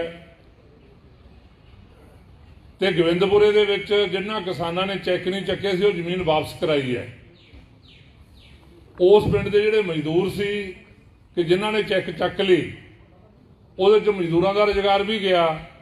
ਪ੍ਰਤੀ ਪਰਿਵਾਰ ਅਸੀਂ 3 ਲੱਖ ਰੁਪਈਆ ਮਜ਼ਦੂਰਾਂ ਨੂੰ ਦਵਾਇਆ ਹੈ ਗੋਬਿੰਦਪੁਰੇ ਪਿੰਡ ਦੇ ਵਿੱਚ। ਇਸ ਕਿਸਮ ਦੀਆਂ ਕਿੰਨੀਆਂ ਲੜਾਈਆਂ ਅਸੀਂ ਗਿਣ ਸਕਦੇ ਹਾਂ ਕਿ ਜੇ ਅਸੀਂ ਕੁਝ ਬਚਾਇਆ, ਜੇ ਅਸੀਂ ਕੁਝ ਪ੍ਰਾਪਤ ਕੀਤਾ ਹੈ, ਉਹ ਏਕੇ ਦੇ ਸੰਘਰਸ਼ ਦੇ ਜ਼ੋਰ ਤੇ ਕੀਤਾ ਹੈ। ਜੇ ਹੁਣ ਇਹ 3 ਕਾਲੇ ਕਾਨੂੰਨ ਬਣਾ ਕੇ ਜਿਹੜਾ ਸੈਂਟਰ ਸਰਕਾਰ ਨੇ ਜ਼ਮੀਨ ਤੇ ਹਮਲਾ ਵਿੱਢਿਆ ਸੀ, ਉਹਨੂੰ ਵੀ ਅਸੀਂ ਲੋਕਾਂ ਦੇ ਏਕੇ ਤੇ ਥਵਾਕ ਦੇ ਜ਼ੋਰ ਉਹ ਕਾਨੂੰਨ ਵਾਪਸ ਕਰਾ ਸਕੇ ਹਾਂ। ਤੇ ਦੇਸ਼ ਦਾ ਪ੍ਰਧਾਨ ਮੰਤਰੀ ਪੰਜਾਬ 'ਚ ਆਇਆ, ਪਹਿਲਾਂ 5 ਲੱਖ ਕੁਰਸੀਆਂ ਦੀ ਗੱਲ ਸੀ, ਫਿਰ 80,000 ਦੀ ਆ ਗਈ। ਉਹ ਕਿੰਨੀਆਂ ਕੁਰਸੀਆਂ ਲਾਈਆਂ ਸਾਨੂੰ ਨਹੀਂ ਪਤਾ, ਤੇ 700 ਤੋਂ ਵੱਧ ਉੱਥੇ ਗਿਣਤੀ ਨਹੀਂ ਹੋਈ। ਤੇ ਕਿਹਾ ਇਹ ਗਿਆ ਕਿ ਪ੍ਰਧਾਨ ਮੰਤਰੀ ਦਾ ਰਸਤਾ ਰੋਕ ਲਿਆ। ਉਹਨੇ ਕਿਹਾ, ਧੰਨਵਾਦ ਕੀਤਾ ਮੁੱਖ ਮੰਤਰੀ ਦਾ, ਮੇਰੀ ਜਿਹੜੀ ਜਾਨ ਆ ਉਹ ਬਚ ਕੇ ਆ ਗਈ ਹੈ। ਜਿਹਦਾ ਮਤਲਬ ਪੰਜਾਬ ਦੇ ਲੋਕਾਂ ਦੇ ਖਿਲਾਫ ਦੂਜੇ ਜਿਹੜੇ ਧਰਮ ਵਾਲੇ ਹੈ, ਸਟੇਟਾਂ ਵਾਲੇ ਹੈ, ਉਹਨਾਂ ਦਾ ਰੋਸ ਗੁੱਸਾ ਪੰਜਾਬ ਸਿਰ ਲਿਆਉਣਾ ਹੈ। ਤੇ ਇਹ ਤਰਸ ਦਾ ਪਾਤਰ ਬਣ ਕੇ, ਜਿਵੇਂ ਯੂਪੀ ਹੈ ਜਾਂ ਹੋਰ ਸਟੇਟਾਂ 'ਚ ਚੋਣਾਂ ਹੋ ਰਹੀਆਂ, ਇਹ ਪੱਤਾ ਖੇਡ ਕੇ ਉਹ ਜਿਹੜੀ ਉਹ ਕੁਰਸੀ ਹਾਸਲ ਕਰਨੇ ਚਾਹੁੰਦੇ ਹੈ ਕਿ ਜਦੋਂ ਤੁਹਾਨੂੰ ਸਾਰੇ ਮੀਡੀਆ ਵਾਲਿਆਂ ਨੂੰ ਪਤਾ ਹੈ ਕਿ ਜੇ ਉੱਥੇ ਨਾਅਰੇ ਲੱਗੇ ਆ ਤਾਂ ਉਹਦੇ ਜਿੰਦਾਬਾਦ ਦੇ, ਮੋਦੀ ਦੇ ਜਿੰਦਾਬਾਦ ਦੇ ਨਾਅਰੇ ਲੱਗੇ ਆ, ਕਿਉਂਕਿ ਉਹਦੇ ਸਪੋਰਟਰ ਹੀ ਉੱਥੇ ਸੀਗੇ, ਹੋਰ ਉੱਥੇ ਕੋਈ ਹੈ ਨਹੀਂ ਸੀ।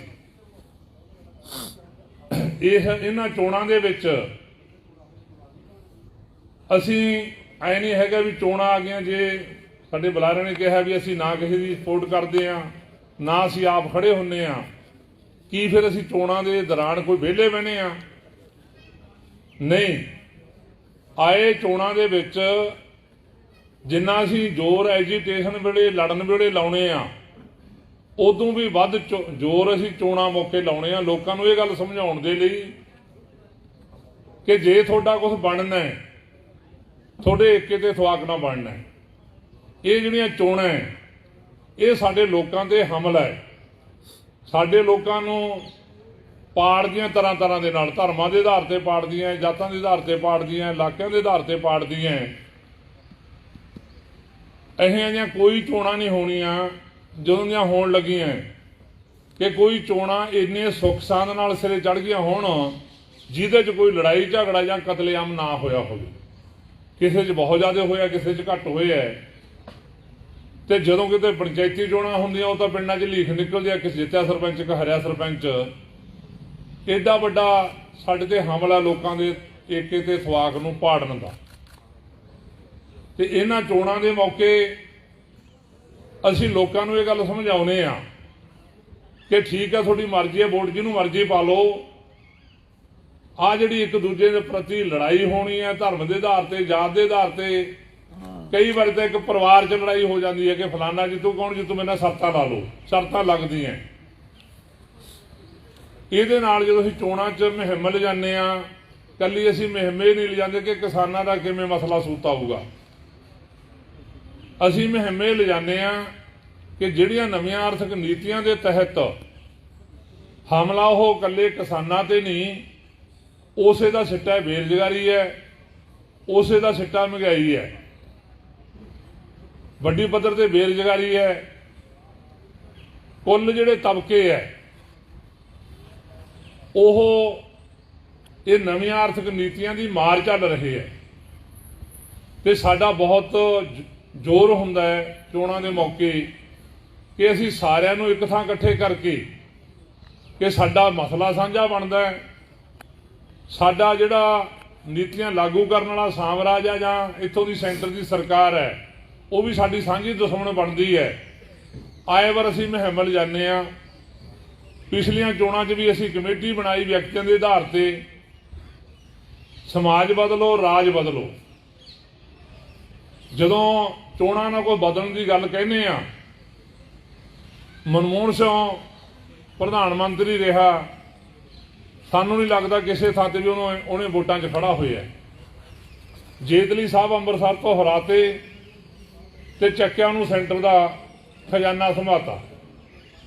ਜਦੋਂ ਇਸ ਕਿਸਮ ਦੀਆਂ ਚੋਰ ਮੋਰੀਆਂ ਰੱਖੀਆਂ, ਲੋਕਾਂ ਨੂੰ ਤਾਂ ਸਿਰਫ ਰਿਵਾਜ ਦੇ ਤੌਰ ਤੇ ਇਹ ਵੋਟਾਂ ਪਾਈਆਂ ਜਾਂਦੀਆਂ। ਜਿੰਨੇ ਇਹ ਵੋਟਾਂ ਲੜਨ ਵਾਲੇ ਹੈ, ਇਹਨਾਂ ਦਾ ਆਪਸ ਵਿੱਚ ਬਹੁਤ ਗੰਭੀਰ ਰੌਲਾ ਹੈ। ਚਾਹੇ ਉਹ ਸਟੇਟ ਦੀ ਗੱਦੀ ਹੈ, ਚਾਹੇ ਸੈਂਟਰ ਦੀ ਗੱਦੀ ਹੈ, ਉਹ ਤੇ ਕਾਬਜ਼ ਕੌਣ ਹੋਵੇ। ਜਦੋਂ ਇਹਨਾਂ ਨੇ ਆਪ ਦਾ ਜਿਹੜਾ ਰੌਲਾ ਹੈ, ਉਸ ਰੌਲੇ ਨੂੰ ਚੋਣਾਂ ਦੇ ਰਾਹੀਂ ਹੱਲ ਕਰ ਲਿਆ। ਤੇ ਲੋਕ ਚੋਣਾਂ ਦੇ ਰਾਹੀਂ ਲਤਾੜੇ ਦੇ ਆ, ਲਤੜਦੇ ਆ, ਫੁੱਟ ਪੈਂਦੀ ਹੈ ਧਰਮਾਂ ਜਾਤਾਂ ਦੇ ਆਧਾਰ ਤੇ, ਇਲਾਕਿਆਂ ਦੇ ਆਧਾਰ ਤੇ। ਇਸ ਕਰਕੇ ਅਸੀਂ ਸਾਡੇ ਮਾਧਿਅਮ ਰਾਹੀਂ ਅੱਜ ਦੀ ਕਾਨਫਰੰਸ ਦੇ ਰਾਹੀਂ ਕੁੱਲ ਜਿੰਨੇ ਸਰੋਤੇ ਸੁਣ ਰਹੇ ਹੈ, ਉਹਨਾਂ ਨੂੰ ਬਹੁਤ ਜ਼ੋਰਦਾਰ ਅਪੀਲ ਕਰਨੀ ਚਾਹੁੰਦੇ ਹਾਂ ਭਾਰਤੀ ਕਿਸਾਨ ਯੂਨੀਅਨ ਏਕਤਾ ਗਰਾਹਾਂ ਵੱਲੋਂ ਕਿ ਸਾਡੀ ਮੁਕਤੀ ਦਾ ਰਾਹ ਸੰਘਰਸ਼ ਤੋਂ ਬਿਨਾਂ ਕੋਈ ਰਾਹ ਨਹੀਂ, ਏਕੇ ਤੇ ਇਤਫਾਕ ਤੋਂ ਬਿਨਾਂ ਕੋਈ ਰਾਹ ਨਹੀਂ। ਸਾਰੇ ਲੋਕ ਸੰਘਰਸ਼ ਕਰਨ, ਏਕੇ ਤੇ ਇਤਫਾਕ ਕਰਨ। ਫਿਰ ਜਿਹੜੀਆਂ ਬਦਲ ਅਸੀਂ ਕਿਹਾ ਕਿ ਬਦਲ ਇਹਨਾਂ ਕਾਰਪੋਰੇਟ ਜਿਹੜੀਆਂ ਨੀਤੀਆਂ ਉਹਨਾਂ ਦੇ ਮੁਕਾਬਲੇ ਕਿ ਇਹ ਜ਼ਮੀਨ ਕਿਵੇਂ ਵੰਡੀ ਜਾ ਸਕਦੀ ਹੈ, ਕੁੱਲ ਰੁਜ਼ਗਾਰ ਕਿਵੇਂ ਮਿਲ ਸਕਦਾ ਹੈ, ਇਲਾਜ ਦਾ ਪ੍ਰਬੰਧ ਕਿਵੇਂ ਹੋ ਸਕਦਾ ਹੈ, ਵਿੱਦਿਆ ਦਾ ਪ੍ਰਬੰਧ ਕਿਵੇਂ ਹੋ ਸਕਦਾ ਹੈ। ਹੁਣ ਵੀ ਜਿਹੜਾ ਭਾਰਤ ਨੂੰ ਸਿਉਣ ਦੀ ਚਿੜੀ ਕਹਿੰਦੇ ਸੀ, ਅਸੀਂ ਕਹਿੰਦੇ ਫੰਗ ਫੁੰਗ ਦਾ ਭਾਵੇਂ ਪੱਟ ਕੇ ਲੈ ਗਏ, ਹਜੇ ਵੀ ਚਿੜੀ ਬਚੀ ਹੋਈ ਹੈ। ਜੇ ਲੋਕ ਥਵਾ ਕਰਕੇ ਇਹਨਾਂ ਨੀਤੀਆਂ ਨੂੰ ਪਿੱਛੇ ਮੋੜ ਦੇਣ ਜਿਵੇਂ ਕਾਲੇ ਕਾਨੂੰਨਾਂ ਨੂੰ ਮੋੜਿਆ, ਇਸੇ ਆਸ ਨਾਲ ਤੁਹਾਡਾ ਸਾਰਿਆਂ ਦਾ ਸਮੇਤ ਸਰੋਤਿਆਂ ਦਾ ਧੰਨਵਾਦ। ਕੋਕਰੀ ਸਾਹਿਬ, ਤੁਸੀਂ ਹੁਣ ਖਰੜਾ ਦਿੱਤਾ ਇੱਕ, ਤੁਸੀਂ ਖਰੜਾ ਹੁਣ ਦਿੱਤਾ, ਇਹ ਆਪਣੇ ਸਾਥੀ ਜਿਹੜੇ ਤੁਹਾਡੇ ਸਮਾਜ ਮੋਰਚਾ ਬਣਾਇਆ ਉਹਨਾਂ ਨੂੰ ਵੀ ਦਿੱਤਾ ਤੁਸੀਂ? ਸਾਰਿਆਂ ਨੂੰ ਦੇਵਾਂਗੇ। ਗੱਲਬਾਤ ਹੋਈ ਉਹਨਾਂ ਨਾਲ? ਇਹ ਸਾਰਿਆਂ ਨੂੰ ਵੰਡਣਾ ਹੈ, ਅਜੇ ਵੰਡਿਆ ਨਹੀਂ, ਵੰਡਣਾ ਹੈ, ਤੋਂ ਬਾਅਦ ਵੰਡਾਂਗੇ। ਪ੍ਰੈਸ ਕਾਨਫਰੰਸ ਹੋਊਗੀ, ਉਹਦੇ ਬਾਅਦ ਦੇਣਾ। ਤੁਸੀਂ ਕਹਿ ਰਹੇ ਹੋ ਕਿ ਦਬਾਅ 'ਚ ਕੰਮ ਕੀਤਾ ਜਾ ਰਿਹਾ, ਲੋਕ ਸਭਾ, ਵਿਧਾਨ ਸਭਾ, ਰਾਜ ਸਭਾ। ਤੁਹਾਨੂੰ ਨਹੀਂ ਲੱਗਦਾ ਕਿ ਜੇਕਰ ਉੱਥੇ ਚੰਗੇ ਬੰਦੇ ਜਾਣਗੇ ਤਾਂ ਉਹ ਦਬਾਅ ਨਹੀਂ ਮੰਨਣਗੇ? ਤੁਸੀਂ ਜਿਸ ਸਿਸਟਮ ਦਾ ਬਾਈਕਾਟ ਕਰ ਰਹੇ ਹੋ, ਉਸੇ ਸਿਸਟਮ ਦੇ ਤਹਿਤ ਪੂਰਾ ਦੇਸ਼ ਚੱਲਣਾ? ਉਸੇ ਸਿਸਟਮ ਦੇ ਵਿੱਚ ਪਹੁੰਚਣ ਦੀ ਖਾਤਰ ਜਿਹੜਾ ਤਰੀਕਾਕਾਰ ਹੈ ਉਹ ਤਰੀਕਾਕਾਰ ਵੀ ਲੋਕ ਰਾਜੀ ਨਹੀਂ ਹੈ। ਦੂਜੀ ਗੱਲ, ਉੱਥੇ ਤੁਸੀਂ ਪਹੁੰਚ ਜਾਓਗੇ, ਮੈਂ ਤੁਹਾਨੂੰ ਪਹਿਲਾਂ ਅਰਜ਼ ਕਰਕੇ ਹਟਿਆ ਵੀ ਜਿਹੜੀਆਂ ਨੀਤੀਆਂ ਸਾਡਾ ਨੁਕਸਾਨ ਕਰ ਰਹੀਆਂ ਨੇ ਇਹ ਪਾਰਲੀਮੈਂਟ ਦੇ ਵਿੱਚ ਨਹੀਂ ਕਦੇ ਵੀ ਬਣੀਆਂ। ਇਹ ਵਿਦੇਸ਼ੀ ਤਾਕਤਾਂ ਨੇ, ਜਿਹੜੇ ਸਾਮਰਾਜੀ ਦੇਸ਼ ਨੇ, ਜਿਹੜੇ ਸਾਡੇ ਦੇਸ਼ ਤੇ ਠੋਸਦੇ ਨੇ ਤੇ ਸਾਡੇ ਹਾਕਮ ਉਹਨਾਂ ਨੂੰ ਪ੍ਰਵਾਨ ਕਰਦੇ, ਉਹ ਉਹਨਾਂ ਦੀਆਂ ਨੀਤੀਆਂ ਪ੍ਰਵਾਨ ਕਰਕੇ ਹੇਠਾਂ ਰਾਜਾਂ 'ਚ ਲਾਗੂ ਹੁੰਦੀਆਂ ਨੇ। ਇਹਦੇ ਨਾਲ ਹੀ ਬੇਰੁਜ਼ਗਾਰੀ ਹੈ, ਇਹਦੇ ਨਾਲ ਹੀ ਪਬਲਿਕ ਸੈਕਟਰ ਨੂੰ ਵੇਚਣ ਦੀ ਗੱਲ। ਸਰ ਇਹੀ ਹੈ ਨਾ ਕਿ ਤੁਸੀਂ ਕਹਿ ਰਹੇ ਹੋ ਉਹ ਲੋਕ ਬਾਹਰ ਦੀਆਂ ਨੀਤੀਆਂ ਨੂੰ ਲਾਗੂ ਕਰ ਰਹੇ ਆ ਦੇਸ਼ ਦੇ ਵਿੱਚ, ਜਿਹੜੀ ਗੱਲ ਤੁਸੀਂ ਮੰਨ ਲੈਂਦੇ ਜੇਕਰ ਉੱਥੇ ਬੰਦੇ ਉਹ ਬੈਠੇ ਹੋਣਗੇ ਜਿਹੜੇ ਉਹ ਨੀਤੀਆਂ ਨੂੰ ਨਾ ਮੰਨਣ ਤਾਂ ਤੁਹਾਨੂੰ ਨਹੀਂ ਲੱਗਦਾ ਤੁਹਾਨੂੰ ਉਸ ਪਾਰਲੀਮੈਂਟ ਸਿਸਟਮ 'ਚ ਹਿੱਸਾ ਲੈਣਾ ਚਾਹੀਦਾ? ਤੁਸੀਂ ਉੱਥੇ ਬੈਠੇ ਹੋ ਤਾਂ ਤੁਸੀਂ ਉਹ ਦਬਾਅ ਨਹੀਂ ਮੰਨੋਗੇ? ਦੇਖੋ, ਪਾਰਲੀਮੈਂਟ ਦੇ ਵਿੱਚ ਕੋਈ ਜਾਵੜੇ ਜੋ ਸਿਸਟਮ ਪ੍ਰਬੰਧ ਚੱਲ ਰਿਹਾ ਕੁੱਲ ਦੁਨੀਆ ਦਾ, ਉਹਦੇ ਚੋਂ ਬਾਹਰ ਨਹੀਂ ਨਿਕਲ ਸਕਦੇ। ਤੁਹਾਨੂੰ ਸਾਰਿਆਂ ਨੂੰ ਯਾਦ ਹੋਣਾ ਹੈ ਇਰਾਕ ਦੇ ਸਦਾਮ ਹੁਸੈਨ ਨੇ ਇਸ ਗੱਲ ਤੋਂ ਜਵਾਬ ਦਿੱਤਾ ਕਿ ਸਾਡੇ ਜਿਹੜੇ ਤੇਲ ਦੇ ਖੂਹ ਹੈ, ਪ੍ਰਬੰਧ ਹੈ, ਅਸੀਂ ਇਹ ਕੌਮੀ ਰੱਖਣੇ ਹੈ। ਜਣਦੀ ਉੱਥੇ ਇਹ ਬਹਾਨਾ ਬਣਾ ਕੇ ਕਿ ਤੁਹਾਡੇ ਪਰਮਾਣੂ ਬੰਬ ਹੈ, ਉਹਨੇ ਕਿਹਾ ਵੀ ਸਾਡੇ ਕੋਈ ਪਰਮਾਣੂ ਬੰਬ ਨਹੀਂ, ਤੁਸੀਂ ਤਲਾਸ਼ੀ ਲੈ ਸਕਦੇ ਹੋ। ਜਦੋਂ ਉਹ ਨੀਤੀਆਂ ਉਹਨਾਂ ਦੇ ਮੁਤਾਬਕ ਨਹੀਂ ਲਾਗੂ ਕੀਤੀਆਂ, ਇਰਾਨ ਤੇ ਜਾ ਕੇ ਕਬਜ਼ਾ ਕੀਤਾ, ਸਦਾਮ ਹੁਸੈਨ ਨੂੰ ਕਤਲੇਆਮ ਕੀਤਾ। ਆਹ ਕੁਛ ਕਰਦੇ ਆ ਸਾਮਰਾਜੀ ਦੇਸ਼। ਹੱਲ ਕੀ ਨਜ਼ਰ ਆਉਂਦਾ? ਹੱਲ ਕੀ ਦੇਖਦੇ ਹੋ? ਕਿਸ ਤਰੀਕੇ ਨਾਲ ਹੱਲ ਹੈ? ਹੱਲ ਅਸੀਂ ਬਹੁਤ ਜ਼ੋਰ ਨਾਲ ਦੱਸਿਆ ਸਾਨੂੰ। ਕੱਲਾ ਵਿਰੋਧ ਦਾ ਤਰੀਕੇ ਹੱਲ ਨਜ਼ਰ ਨਹੀਂ ਵਿਰੋਧ ਦਾ ਨਹੀਂ। ਦੇਖੋ, ਜਿੱਥੇ ਕੋਈ ਲੋਕ ਏਕਾਤਵਾਦ ਕਰਦੇ ਆ, ਜੇ ਅੰਗਰੇਜ਼ ਇੱਥੋਂ ਗਏ, ਲੋਕ ਇੱਥੋਂ ਤੱਕ ਤਿਆਰ ਹੋ ਗਏ ਕਿ ਅਸੀਂ ਰਹੀਏ ਨਾ ਰਹੀਏ, ਅੰਗਰੇਜ਼ ਨਹੀਂ ਰਹਿਣ ਦੇਣੇ। ਜ਼ਿਲ੍ਹਿਆਂਵਾਲੇ ਬਾਗ 'ਚ ਕਿੱਡਾ ਕੁਛ ਰਚਾਇਆ ਸੀ ਉਹਨਾਂ ਨੇ, ਜਿੰਦੀ ਸਿਰੇ ਦੀ ਲੋਕਾਂ ਤੇ ਜ਼ਬਰ ਕੀਤਾ, ਪਰ ਲੋਕ ਮਾਨਸਿਕ ਤੌਰ ਤੇ ਇੱਥੋਂ ਤਿਆਰ ਹੋ ਗਏ। ਹੁਣ ਮੋਦੀ ਸਾਹਿਬ ਨੇ ਕਿਹੜਾ ਪਿੱਛੇ ਮੁੜਨਾ ਸੀ? ਪੰਜਾਬ ਚੋਂ ਘੋਲ ਸ਼ੁਰੂ ਹੋ ਕੇ ਦੇਸ਼ 'ਚ ਗਿਆ, ਪੂਰੇ ਵਿਦੇਸ਼ ਦੇ ਲੋਕਾਂ ਦੀ ਸਪੋਰਟ ਮਿਲੀ ਤੇ ਜਿਹੜਾ ਯੂਪੀ ਦੇ ਰਾਹੀਂ ਹੋ ਕੇ ਸੈਂਟਰ ਸਰਕਾਰ ਬਣ ਗਿਆ, ਯੂਪੀ ਖਿਸਕਦੀ ਦੀ ਸੀ। ਉਸ ਤੋਂ ਬਾਅਦ ਮੋਦੀ ਸਾਹਿਬ ਨੂੰ ਪਿੱਛੇ ਹਟਣਾ ਪਿਆ, ਜਿਹਨੂੰ ਕਹਿੰਦੇ ਸੀ ਇੱਕ ਕਦਮ ਪਿੱਛੇ ਹਟਿਆ, 2 ਕਦਮ ਫੇਰ ਗਾਹਾਂ ਵਧਾਂਗੇ। ਤੁਸੀਂ ਵੇਰਵਾ ਦਿੱਤਾ ਬਹੁਤ ਵੱਡਾ ਇੱਥੇ, ਲੇਕਿਨ 24 ਕਿਸਾਨ ਜਥੇਬੰਦੀਆਂ ਜਿਹੜੀਆਂ ਚੋਣ ਲੜ ਰਹੀਆਂ ਨੇ, ਉਹ ਸਪਸ਼ਟ ਲਫ਼ਜ਼ਾਂ ਦੇ ਵਿੱਚ ਕਹਿ ਰਹੇ ਨੇ ਕਿ ਸਿਸਟਮ ਦੇ ਵਿੱਚ ਰਹਿ ਕੇ ਸਿਸਟਮ ਨੂੰ ਬਦਲਿਆ ਜਾ ਸਕਦਾ ਹੈ। ਤੁਸੀਂ ਕਹਿ ਰਹੇ ਹੋ ਕਿ ਇਕੱਲਾ ਵਿਰੋਧ ਹੈ, ਉਸੇ ਨਾਲ ਸਿਸਟਮ ਬਦਲਿਆ ਜਾ ਸਕਦਾ ਹੈ। ਉਹ ਕਹਿੰਦੇ 11 ਮਹੀਨੇ 12 ਮਹੀਨੇ ਬਹਿ ਕੇ ਵੇਖ ਲਿਆ, 750 ਤੋਂ ਵੱਧ ਸ਼ਹੀਦੀਆਂ ਹੋ ਗਈਆਂ, ਲੇਕਿਨ ਬਾਅਦ ਦੇ ਵਿੱਚ ਸਰਕਾਰ ਜਾਗੀ ਹੈ। ਜੇਕਰ ਅਸੀਂ ਸਰਕਾਰ ਦਾ ਹਿੱਸਾ ਹੋਵਾਂਗੇ ਜਾਂ ਸਿਸਟਮ ਦੇ ਵਿੱਚ ਹੋਵਾਂਗੇ ਤੇ ਉਨ ਪਾਲਿਸੀਆਂ ਦੀ ਖਿਲਾਫਤ ਸਿਸਟਮ ਦੇ ਵਿੱਚ ਰਹਿ ਕੇ ਕਰਾਂਗੇ ਜਿਹੜੀ ਕਿਸਾਨ ਮਾਰੂ ਹੋਣਗੀਆਂ, ਜਿਹੜੀ ਸਮਾਜ ਮਾਰੂ ਹੋਣਗੀਆਂ। ਤੁਸੀਂ ਕਿੱਦਾਂ ਇਸ ਨੂੰ ਅੜ ਦੇਖਦੇ ਹੋ? ਦੇਖੋ, ਇੱਕ ਤਜਰਬਾ ਹੈ, ਇੱਕ ਗੱਲ ਕੀਤੀ ਹੈ ਵੀ ਸਿਸਟਮ ਸੁਧਾਰਨਾ ਹੈ ਤਾਂ ਕਿਵੇਂ ਸੁਧਾਰਨਾ। ਇਹਦਾ ਇਹ ਨਹੀਂ ਵੀ ਇੱਕੋ ਹੀ ਰਾਹ ਹੈ, ਕਿਸੇ ਨੇ ਕੋਈ ਰਾਹ ਚੁਣ ਲਿਆ, ਕਿਸੇ ਨੇ ਕੋਈ ਰਾਹ ਚੁਣ ਲਿਆ। ਕਿਸੇ ਨੂੰ ਇਹ ਲੱਗਦਾ ਹੈ ਵੀ ਅਸੀਂ ਸਿਸਟਮ ਦੇ ਵਿੱਚ ਜਾ ਕੇ ਸਿਸਟਮ ਨੂੰ ਸੁਧਾਰ ਸਕਦੇ। ਕੋਈ ਸਿਸਟਮ ਨੂੰ ਅੰਗਦਾ ਵੀ ਯਾਰ ਸਿਸਟਮ ਕਿੱਡਾ ਵੱਡਾ ਹੈ ਤੇ ਇਹਨੂੰ ਹੱਥ ਕਿਹੜੇ ਪਾਸਿਓਂ ਪਾਈਏ। ਲੋਕਾਂ ਨੂੰ ਅਵੇਅਰ ਕਰ ਲਈਏ, ਲੋਕਾਂ ਨੂੰ ਜਾਗਰਤ ਕਰ ਲਈਏ, ਲੋਕਾਂ ਨੂੰ ਗੱਲ ਦਾ ਪਤਾ ਲੱਗ ਜੇ ਵੀ ਤੁਹਾਡਾ ਦੁਸ਼ਮਣ ਕੌਣ ਹੈ, ਤੁਹਾਡੀ ਲੁੱਟ ਕਿਵੇਂ ਹੁੰਦੀ ਹੈ, ਕੌਣ ਕਰਦਾ ਹੈ, ਪਾਲਿਸੀਆਂ ਆਉਂਦੀਆਂ ਕਿੱਥੋਂ ਨੇ। ਇਹ ਗੱਲ ਪਹਿਲਾਂ ਜ਼ਰੂਰੀ ਹੈ ਕਿ ਸਿੱਧਾ ਜਾ ਕੇ ਉਹਦੇ ਵਿੱਚ ਛਾਲ ਮਾਰ ਕੇ ਸਿਸਟਮ ਦੇ ਵਿੱਚ ਲਪੇਟੇ ਜਾਈਏ ਤੇ ਉਹਦੇ ਵਿੱਚ ਹੀ ਡੁੱਬ ਜਾਈਏ। ਸਾਡਾ ਇਹ ਸੋਚਣਾ ਹੈ ਵੀ ਕਿਹੜੇ ਪਾਸਿਓਂ ਹੱਥ ਪਾਈਏ। ਸਿਸਟਮ ਬਦਲਣਾ ਹੈ, ਇੱਕ ਪਾਸਿਓਂ ਹੱਥ ਪਾ ਲਈਏ, ਹੇਠਾਂ ਤੋਂ ਹੱਥ ਪਾ ਕੇ ਤਾਹਾਂ ਨੂੰ ਜਾਈਏ ਕਿ ਸਿਰ ਤੇ ਬਹਿ ਕੇ ਹੇਠਾਂ ਨੂੰ ਆਈਏ। ਇਸ ਗੱਲ ਦਾ ਸਵਾਲ ਹੈ। ਬਹੁਤ ਸਾਰੇ ਸਾਥੀਆਂ ਨੇ ਇਹ ਜਿਹਾ ਸੁਪਨਾ ਪਾਲਿਆ। ਪਹਿਲਾਂ ਭੁਪਿੰਦਰ ਸਿੰਘ ਮਾਨ, ਉਹ ਰਾਜ ਸਭਾ ਦੇ ਮੈਂਬਰ ਰਹੇ ਆ। ਉਹਦਾ ਇਹ ਸੀ ਮੈਂ ਆਵਾਜ਼ ਬੁਲੰਦ ਕਰਕੇ ਸ਼ਾਇਦ ਮੈਂ ਸਿਸਟਮ ਨੂੰ ਸੁਧਾਰ ਦੂੰ। ਲੱਖੋਵਾਲ ਸਾਹਿਬ ਨੇ ਇੱਕ ਪਾਰਟੀ ਬਣਾਈ ਸੀ, ਲੋਕ ਹਿੱਤ ਪਾਰਟੀ, ਉਹਨੂੰ ਵੀ ਚੋਣਾਂ ਲੜ ਕੇ ਮੈਂ ਕੋਈ ਸਿਸਟਮ ਸੁਧਾਰ ਦੂੰ। ਫਿਰ 15 ਸਾਲ ਉਹ ਮਾਰਕੀਟ ਕਮੇਟੀ ਦੇ ਚੇਅਰਮੈਨ ਰਹੇ। ਉਹਦੇ ਵਿੱਚ ਉਹਨਾਂ ਨੂੰ ਸੁਪਨਾ ਸੀ ਮੈਂ ਕੁਝ ਸੁਧਾਰ ਦੂੰ, ਨਹੀਂ ਸੁਧਾਰ ਸਕਦਾ। ਸਿਸਟਮ ਦੇ ਵਿੱਚ ਵੜ ਕੇ ਕੁਝ ਸੁਧਾਰਿਆ ਜਾ ਸਕਦਾ, ਕਿੰਨੀ ਵੱਡੀ ਗੱਲ ਹੈ। ਇਹ ਸਾਥੀਆਂ ਦਾ ਭੁਲੇਖਾ, ਉਹ ਕਰ ਲੈਣ, ਉਹ ਕਰਕੇ ਦੇਖ ਲੈਣ।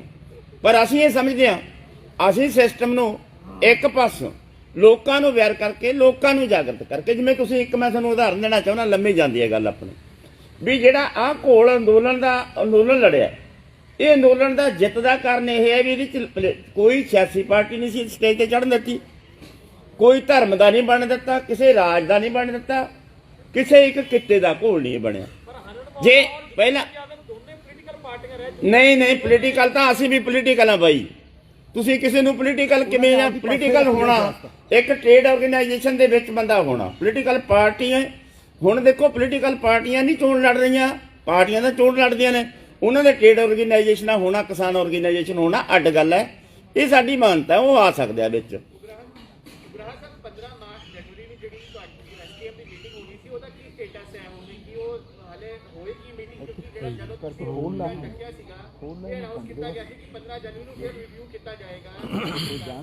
ਉਹ ਜਿਹੜੀ 15 ਜਨਵਰੀ ਦੀ ਮੀਟਿੰਗ ਹੈ ਸਾਡੀ ਸਟੈਂਡ ਕਰਦੀ ਹੈ। ਉਹ ਜਿਹੜੇ ਸਮਝੌਤੇ ਸਾਨੂੰ ਗ੍ਰਹਿ ਮੰਤਰਾਲੇ ਵੱਲੋਂ ਲਿਖਤੀ ਚਿੱਠੀ ਮਿਲੀ ਸੀ ਵੀ ਉਹ ਲੇਖਮਪੁਰੀ ਘਟਨਾ ਦਾ ਕੀ ਬਣ ਗਿਆ, ਅਜੈ ਮਿਸਰਾ ਦਾ ਕੀ ਬਣ ਗਿਆ, MSP ਦੀ ਕਮੇਟੀ ਬਣਾਉਣੀ ਸੀ ਉਹਦਾ ਕੀ ਬਣ ਗਿਆ, ਜਿਹੜੇ ਕੇਸ ਵਾਪਸੀ ਦੀ ਗੱਲ ਸੀ ਦਿੱਲੀ ਵਾਲੇ ਤੇ ਹਰਿਆਣੇ ਵਾਲੇ ਉਹਨਾਂ ਗੱਲਾਂ ਦਾ ਕੀ ਬਣ ਗਿਆ, ਉਹਦਾ ਜਾਇਜ਼ਾ ਲੈਣਾ, ਰਿਪੋਰਟ ਲੈਣੀ ਹੈ। ਉਸ ਤੋਂ ਬਾਅਦ ਆ ਜਿਹੜੀਆਂ 22 ਜਥੇਬੰਦੀਆਂ ਨੇ ਸੰਯੁਕਤ ਸਮਾਜ ਮੋਰਚਾ ਬਣਾਇਆ, ਇਹਨਾਂ ਨਾਲ ਰਿਸ਼ਤੇ ਕਹੇ ਜੇ ਰੱਖਣ, ਉੱਥੇ ਇਹ ਗੱਲਾਂ ਤੈਅ ਹੋਣਗੀਆਂ। ਉਸ ਤੋਂ ਬਾਅਦ ਕੋਈ ਐਕਸ਼ਨ ਪ੍ਰੋਗਰਾਮ ਵੀ ਦਿੱਤਾ ਜਾ ਸਕਦਾ। ਸਰ ਤੁਹਾਡੇ ਤੱਕ ਅਪਰੋਚ ਕੀਤੀ ਕਿਉਂਕਿ ਤੁਸੀਂ ਬਹੁਤ ਵੱਡੀ ਜਥੇਬੰਦੀ ਹੋ ਪੰਜਾਬ ਦੀ, ਜਿਹੜੇ SSO ਬਣਿਆ ਉਹ ਕੱਲ ਉਹਨਾਂ ਦੇ ਬਿਆਨ ਸੀ ਕਿ ਉਗਰਾਹਾਂ ਸਾਹਿਬ ਸਾਡੇ ਵੱਡੇ ਭਰਾ ਨੇ, ਉਹ ਸਾਡੇ ਨਾਲ ਆ ਜਾਣਗੇ। ਤੁਹਾਡਾ ਇੱਕ ਕਮੇਟੀ ਬਣਾਈ ਗਈ ਆ, ਤੁਹਾਡੇ ਨਾਲ ਹੁਣ ਤੱਕ ਰਾਬਤਾ ਹੋਇਆ ਇਲੈਕਸ਼ਨ ਲੜਨ ਨੂੰ ਲੈ ਕੇ? ਇਹਦੇ ਨਾਲ ਹੀ ਦੇਖੋ ਇਹ ਬਿਲਕੁਲ ਹਾਂਜੀ ਇਹਦੇ ਨਾਲ ਹੀ ਜੁੜਦਾ। ਇਹ ਵੀ ਕਿਹਾ ਸੀ ਰਾਜੇਵਾਲ ਸਾਹਿਬ ਨੇ ਕਿ ਉਗਰਾਹਾਂ ਸਾਹਿਬ ਕੋਲੇ ਜਾਂ ਉਗਰਾਹਾਂ ਜਥੇਬੰਦੀ ਦੇ ਕੋਲ ਸਾਡੇ ਕੋਲੇ ਆਉਣ ਤੋਂ ਬਿਨਾਂ ਹੋਰ ਕੋਈ ਰਸਤਾ ਹੈ ਨਹੀਂ, ਉਹ ਸਾਡੇ ਚਲੋ ਉਹ ਜੋ ਵੀ ਮਰਜ਼ੀ ਕਹਿ ਸਕਦੇ ਆ, ਉਹਨਾਂ ਦਾ ਹੱਕ ਹੈ। ਅਸੀਂ ਤਾਂ ਇਹ ਸਪਸ਼ਟ ਕਰਨਾ ਚਾਹੁੰਦੇ ਆ ਬਈ ਜਿਹੜਾ ਕਿਸਾਨੀ ਦਾ ਘੋਲ ਚੱਲਿਆ, ਜਿਹਦੇ ਚ ਕੱਲੀਆਂ ਕਿਸਾਨ ਜਥੇਬੰਦੀਆਂ ਨੇ ਨਹੀਂ, ਬਹੁਤ ਸਾਰੀਆਂ ਦੁਕਾਨਦਾਰਾਂ ਦੀਆਂ, ਪੱਤਰਕਾਰਾਂ ਦੀਆਂ, ਵਕੀਲਾਂ ਦੀਆਂ, ਖੇਤ ਮਜ਼ਦੂਰਾਂ ਦੀਆਂ, ਸਾਰਿਆਂ ਨੇ ਯੋਗਦਾਨ ਪਾਇਆ। ਉਹਦੇ ਵਿੱਚ ਉਹ ਜਥੇਬੰਦੀਆਂ ਵੀ ਸ਼ਾਮਲ ਸੀ। ਇਸ ਵੇਲੇ ਵੀ ਉਹ ਜਥੇਬੰਦੀਆਂ ਬਿਆਨ ਦੇ ਰਹੀਆਂ ਕਿ ਅਸੀਂ 15 ਦੀ ਮੀਟਿੰਗ 'ਚ ਕੋਈ ਸਾਂਝਾ ਪ੍ਰੋਗਰਾਮ ਉਲੀਕਾਂਗੇ। ਅਗਲੀ ਗੱਲ ਜਿਹੜੀ ਮੈਂ ਦੱਸਣੀ ਚਾਹੁੰਦਾ, ਜਿਹੜੀ ਬਾਰ-ਬਾਰ ਆ ਰਹੀ ਹੈ ਵੀ ਤੁਸੀਂ ਫਿਰ ਕਿਵੇਂ ਕਰੋਗੇ, ਅਸੀਂ ਸਾਫ਼ ਕਰ ਚੁੱਕੇ ਹਾਂ, ਹੋਰ ਸਾਫ਼ ਕਰ ਦਿੰਦਾ ਮੈਂ। ਕਿਵੇਂ? ਕਿਸਾਨੀ ਦੇਸ਼ ਦੀ ਸਭ ਤੋਂ ਵੱਡੀ ਜਮਾਤ ਹੈ। ਇਹ ਕਿਸਾਨੀ ਨੂੰ ਅਸੀਂ ਜਥੇਬੰਦ ਕਰਨ ਤੇ ਪੂਰਾ ਤਾਣ ਲਾਇਆ ਹੋਇਆ। ਸਭ ਤੋਂ ਵੱਧ ਰੁਜ਼ਗਾਰ ਹੈ ਇਹਦੇ 'ਚ, ਸਭ ਤੋਂ ਵੱਧ ਪੀੜਿਤ ਹੋਈ ਹੈ, ਦੱਬੀ ਹੋਈ ਹੈ, ਕੁਚਲੀ ਹੋਈ ਹੈ, ਖੁਦਕੁਸ਼ੀਆਂ ਲਈ ਮਜਬੂਰ ਕੀਤੀ ਹੋਈ ਹੈ। ਇਹਨੂੰ ਜਥੇਬੰਦ ਜਦੋਂ ਕਰਦੇ, ਜਦੋਂ ਇਹ ਕਰੜੇ ਸੰਘਰਸ਼ ਲੜਦੀ ਹੈ ਤਾਂ ਸਾਰੇ ਇਹਦੇ ਵੱਲ ਝਾਕਦੇ ਆ ਤੇ ਆਉਂਦੇ, ਇਹਨੇ ਧੁਰਾ ਬਣਨਾ ਲੋਕ ਲਹਿਰ ਦਾ।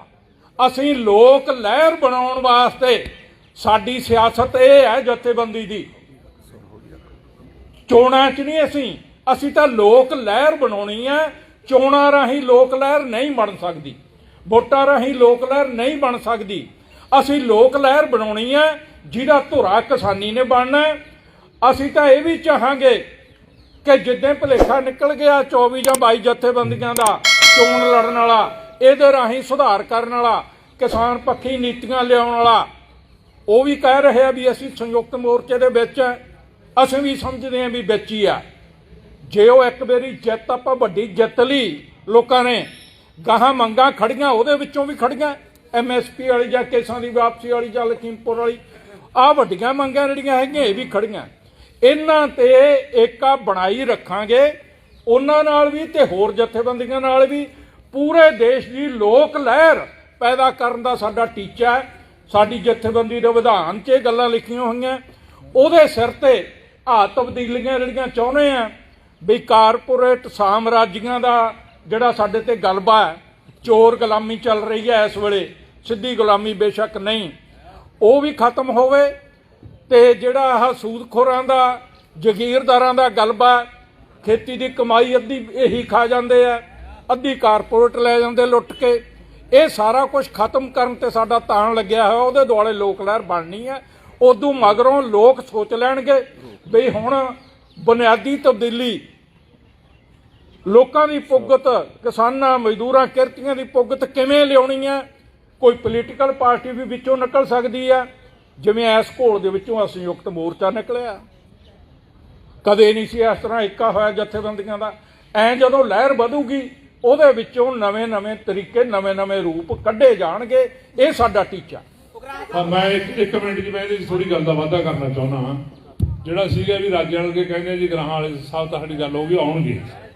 ਅਸੀਂ ਇਹਦੇ ਉਲਟ ਕਹਿਣਾ ਚਾਹੁੰਦੇ ਹਾਂ ਕਿ ਉਹ ਗੇੜਾ ਗੂੜਾ ਮਾਰਿਆ ਉਹਨੂੰ ਦੇਖਿਆ ਹੁਣ ਸਾਡੇ ਕੋਲ ਉਹਨਾਂ ਨੂੰ ਸਾਡੇ ਵਾਲੇ ਥਾਂ ਤੇ ਆਉਣਾ ਪੈਣਾ ਹੈ। ਸਾਡੇ ਕੋਲ ਅਸੀਂ ਨਾ ਪਹਿਲਾਂ ਗਏ ਚੋਣਾਂ 'ਚ ਨਾ ਗਾਂ ਨੂੰ ਜਾਣਾ। ਉਗਰਾਹ ਸਾਹਿਬ ਜਦੋਂ ਇੱਕ ਹੀ ਵਜੇ ਨਾਲ ਸੁਣ ਜੀ 1 ਸਕਿੰਟ ਦੀ ਹੋਈ। ਦੇਖੋ ਅਸੀਂ ਦਿੱਲੀ ਤੋਂ ਆਏ, ਆਉਣ ਸਾਰ ਜ਼ਿਲ੍ਹਾ ਹੈੱਡਕੁਆਰਟਰ ਦੇ ਧਰਨੇ ਦਿੱਤੇ, ਉਹਨਾਂ ਦੇ ਘਰੋਂ ਵੀ ਕੀਤੇ ਤੇ ਟੂਲ ਪਲਾਜ਼ਾ ਤੇ ਹਜੇ ਵੀ ਬੈਠੇ ਆ।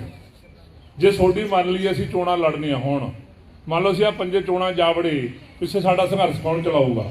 ਇਹਦਾ ਹੁਣ ਸੰਘਰਸ਼ ਦਾ ਫੱਟਾ ਉਧਰ ਹੀ ਬੰਦ। ਜਿਹੜੀਆਂ ਜਥੇਬੰਦੀਆਂ ਚੋਣਾਂ ਕਰਨੀ ਜਾ ਵੜੀਆਂ, ਉਹਨਾਂ ਦੀ ਕੋਈ ਸੰਘਰਸ਼ ਦੀ ਗੱਲ ਆਈ?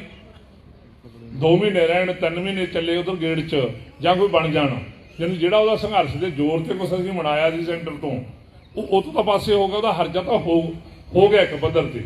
ਇਹ ਗੱਲ ਉਹਨੂੰ ਜਾ ਕੇ ਉੱਥੇ ਸਮਝ ਆ ਜੂਗੀ। ਧੰਨਵਾਦ। ਹਾਂਜੀ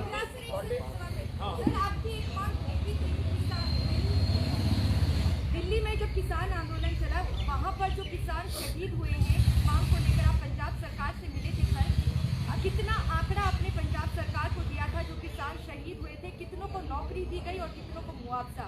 क्योंकि ये बात अधर पे लटक गई है, दोबारा बैठक नहीं हो पाएगी मुख्यमंत्री। देखो, पंजाब सरकार को जो हमने आंकड़ा दिया वो हमें 400 से प्लस है, कुछ 407 दिया आंकड़ा।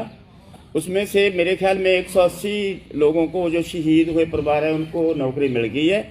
कंपनसेशन तकरीबन लगभग सबको मिल गया। एक आधा केस हो सकता है पेंडिंग हो, वो लेकिन हो गया है। ਉਗਰਾਹ ਸਾਹਿਬ ਜਦੋਂ ਖੇਤੀ ਕਿਸਾਨ ਯੂਨੀਅਨ ਦੀ ਪ੍ਰੈਸ ਕਾਨਫਰੰਸ ਹੋ ਗਈ, ਉਹਨਾਂ ਨੇ ਇੱਕ ਗੱਲ ਕਹੀ ਸੀ ਕਿ ਅਸੀਂ ਚੋਣ ਮੈਨੀਫੈਸਟੋ ਦੇਖਾਂਗੇ ਸਾਰੀਆਂ ਪਾਰਟੀਆਂ ਦਾ, ਜਿਹਦਾ ਸਾਨੂੰ ਚੋਣ ਮੈਨੀਫੈਸਟੋ ਚੰਗਾ ਲੱਗੂਗਾ ਉਹਦੇ ਵੱਲ ਹੋ ਸਕਦਾ ਵੀ ਅਸੀਂ ਆਪਣਾ ਸਮਰਥਨ ਦੇ ਦਈਏ ਜਾਂ ਆਪਣੇ ਕਾਡਰ ਨੂੰ ਕੁਝ ਕਹਿ ਦਈਏ। ਤੁਸੀਂ ਐਸਾ ਫੈਸਲਾ ਲਓਗੇ ਜਾਂ ਕਾਡਰ ਨੂੰ ਆਪਣੀ ਸੋਚ ਤੇ ਛੱਡ ਦਿਓਗੇ ਕਿ ਤੁਸੀਂ ਜਿਵੇਂ ਕਰਨਾ ਚਾਹੁੰਦੇ ਹੋ ਕਰ ਲਓ? ਕੋਈ ਚੋਣ ਮੈਨੀਫੈਸਟੋ ਤੁਸੀਂ ਵੀ ਐਨਾਲਾਈਜ਼ ਕਰੋਗੇ? ਨਹੀਂ ਸਾਥੀ, ਉਹ ਜਥੇਬੰਦੀਆਂ ਦਾ ਆਪਣਾ ਫੈਸਲਾ ਹੈ। ਉਹਨਾਂ ਨੇ ਕਿਵੇਂ ਚੋਣ ਮੈਨੀਫੈਸਟੋ ਦੇਖ ਕੇ ਕਿਸੇ ਕੱਟੇ ਦੀ ਪੂਛ ਫੜ ਕੇ ਉਹਨਾਂ ਨਾਲ ਰਲਣਾ ਕਿ ਬੱਚੇ ਦੀ ਪੂਛ ਫੜ ਕੇ ਉਹਨਾਂ ਨਾਲ ਰਲਣਾ, ਉਹਨਾਂ ਦਾ ਆਪਦਾ ਫੈਸਲਾ ਹੈ। ਅਸੀਂ ਤੁਹਾਨੂੰ ਸਪਸ਼ਟ ਦੱਸਦੇ ਹਾਂ, ਚੋਣ ਮੈਨੀਫੈਸਟੋ ਕੋਈ ਕੁਛ ਵੀ ਪਾ ਦੇਵੇ, ਅਸੀਂ ਨਾ ਉਹਨਾਂ ਦੀ ਹਮਾਇਤ ਕਰਨੀ ਹੈ, ਨਾ ਅਸੀਂ ਚੋਣਾਂ 'ਚ ਹਿੱਸਾ ਲੈਣਾ। ਉਹਨਾਂ ਦੀ ਨਹੀਂ, ਕਿਸੇ ਦੀ ਵੀ, ਪਿਛਲੇ ਚੋਣ ਕਿਸੇ ਦੀ। ਮੈਨੀਫੈਸਟੋ ਦਾ ਕੀ ਬਣਿਆ? ਚੋਣ ਮੈਨੀਫੈਸਟੋ ਸੀ ਕਿਹਾ ਸੀ ਜ਼ਿਕਰੀ ਸਟੇਜ ਤੋਂ ਕਿ ਸਿਆਸੀ ਦਲਾਂ ਨੂੰ ਘੇਰਿਆ ਜਾਵੇਗਾ। ਬਹੁਤ ਸਾਰੇ ਮੁੱਦੇ ਵਿਦਿਆ ਦਾ ਆਪਣੀ ਜ਼ਿਕਰ ਕੀਤਾ, ਤੁਸੀਂ ਸਿਹਤ ਸੇਵਾਵਾਂ ਦਾ ਜ਼ਿਕਰ ਕੀਤਾ, ਉਹਨਾਂ ਨੂੰ ਲੈ ਕੇ ਘੇਰਿਆ ਜਾਵੇਗਾ। ਕਿ ਹੁਣ ਜਿਹੜੇ ਤੁਹਾਡੇ ਸਾਥੀ ਸਿਆਸੀ ਧਿਰ ਬਣਾਏ ਗਏ, ਉਹਨਾਂ ਨੂੰ ਵੀ ਘੇਰੋਗੇ ਇਹਨਾਂ ਮੁੱਦਿਆਂ ਨੂੰ ਲੈ ਕੇ, ਜਿੰਨਾ ਮੁੱਦਿਆਂ ਦੇਖੋ ਸਾਥੀਓ, ਜਦੋਂ ਤੱਕ ਕਾਨੂੰਨ ਵਾਪਸ ਨਹੀਂ ਲਏ ਗਏ ਸੀ, ਉਦੋਂ ਤੱਕ ਸਾਡੀ ਇਹ ਪੋਜੀਸ਼ਨ ਸਟੈਂਡ ਕਰਦੀ ਸੀ, ਘੇਰਿਆ ਜਾਏਗਾ। ਤੁਸੀਂ ਇੱਕ ਹੋਰ ਸਾਡਾ ਬਿਆਨ ਵੀ ਪੜ੍ਹਿਆ ਹੋਣਾ, ਅਸੀਂ ਘੇਰਨ ਦੇ ਵਿੱਚ ਰੱਖਿਆ ਸੀ ਵੀ ਬੀਜੇਪੀ ਨੂੰ ਘੇਰਿਆ ਜਾਵੇਗਾ, ਦੋਨਾਂ ਤੋਂ ਸਵਾਲ ਪੁੱਛਾਂਗੇ। ਹੁਣ ਇਹ ਕਾਨੂੰਨ ਵਾਪਸ ਹੋ ਗਏ, ਹੁਣ ਸਾਰਿਆਂ ਨੂੰ ਸਵਾਲ ਪੁੱਛਾਂਗੇ। ਹੁਣ ਘੇਰ ਘਰੀਏ ਵਾਲਾ ਸਵਾਲ ਨਹੀਂ ਹੈ। ਗੁਰਾਂ ਸਾਹਿਬ, ਤੁਸੀਂ ਕਹਿੰਦੇ ਵੀ ਸਿਸਟਮ ਦੇ ਵਿੱਚ ਅਸੀਂ ਜਾਣਾ ਨਹੀਂ, ਦੂਸਰੇ ਪਾਸੇ ਤੁਸੀਂ ਲੋਕ ਲਹਿਰ ਦੀ ਗੱਲ ਕਰ ਰਹੇ ਹੋ, ਪਰ ਲੱਗ-ਲੱਗ ਜਥੇਬੰਦੀਆਂ ਜੇ ਇਸ ਤਰ੍ਹਾਂ ਰਹਿਣਗੀਆਂ ਤਾਂ ਕੀ ਲੋਕ ਲਹਿਰ ਬਣ ਜੇਗੀ ਤੁਹਾਡੀ, ਔਰ ਕਿੰਨਾ ਟਾਈਮ ਲੱਗੇਗਾ? ਜਥੇਬੰਦੀਆਂ ਕਿਧਰੇ ਨਹੀਂ ਜਾਂਦੀਆਂ, ਉਹ ਤਾਂ ਦੌਰਾ ਕਰਨ ਗਏ ਨੇ, ਮੁੜੇ ਹੋਣਗੇ, ਸਾਡੇ ਕੋਲ ਹੀ ਆਉਣਾ ਉਹਨਾਂ ਨੇ ਬਾਈ, ਉਦੋਂ ਕਰ ਲਾਂਗੇ। ਉਗਰਾਹਾਂ ਸਾਹਿਬ ਇੱਕ ਹੁਣ ਕਾਨੂੰਨ ਵਾਪਸ ਹੋ ਗਏ, ਕੀ ਜਿਹੜੇ ਜ਼ਿਮੀਂਦਾਰ ਨੇ ਜਾਂ ਜਿਹੜੇ ਮਜ਼ਦੂਰ ਨੇ ਉਹ ਖੁਦਕੁਸ਼ੀਆਂ ਕਰਨੋਂ ਹਟ ਜਾਣਗੇ? ਨਹੀਂ ਬਾਈ, ਬਹੁਤ ਵੱਡੀਆਂ ਬੇਸਿਕ ਮੰਗਾਂ ਤਾਂ ਸਾਡੀਆਂ ਸਟੈਂਡ ਕਰਦੀਆਂ ਨੇ। ਅਸੀਂ ਤੁਹਾਨੂੰ ਕਿਹਾ ਵੀ ਬੁਨਿਆਦੀ ਮੰਗਾਂ ਤਾਂ ਸਾਡੀਆਂ ਸਟੈਂਡ ਕਰਦੇ ਨੇ, ਤਾਂ ਇੱਕ ਅਟੈਕ ਮੋੜਿਆ ਵਾਪਸ। ਅਜੇ ਸਾਡੇ ਚੁੱਲ੍ਹਿਆਂ ਨੂੰ ਫਾਇਦਾ ਤਾਂ ਕੋਈ ਹੋਇਆ ਨਹੀਂ ਇਹਦਾ। ਜਿਹੜੀਆਂ ਬੁਨਿਆਦੀ ਇਸ਼ੂ ਨੇ, ਜਿਹੜੇ ਜਿੰਨਾ ਚਿਰ ਉਹ ਹੱਲ ਨਹੀਂ ਹੁੰਦੇ, ਖੁਦਕੁਸ਼ੀਆਂ ਰਹਿਣਗੀਆਂ, ਆਰਥਿਕ ਸੰਕਟ ਰਹੂਗਾ। ਆਪਣੇ ਸਾਥੀਆਂ ਨੂੰ ਕੋਈ ਅਪੀਲ ਕਰਨੀ ਚਾਹੋਗੇ ਜੋ ਫੈਸਲਾ ਲਿਆ ਉਹਨਾਂ ਨੇ? ਕਰ ਦੇ ਬਈ ਤੂੰ ਅਪੀਲ, ਥੋੜੀ ਛੋਟੀ ਕਰੇਗਾ। ਅਪੀਲ ਵੀ ਵਾਪਸ ਮੁੜਿਆ ਹੁਣ। ਇੱਕ ਮਿੰਟ, ਅਪੀਲ ਵੀ ਕਰ ਦਿਆਂਗੇ।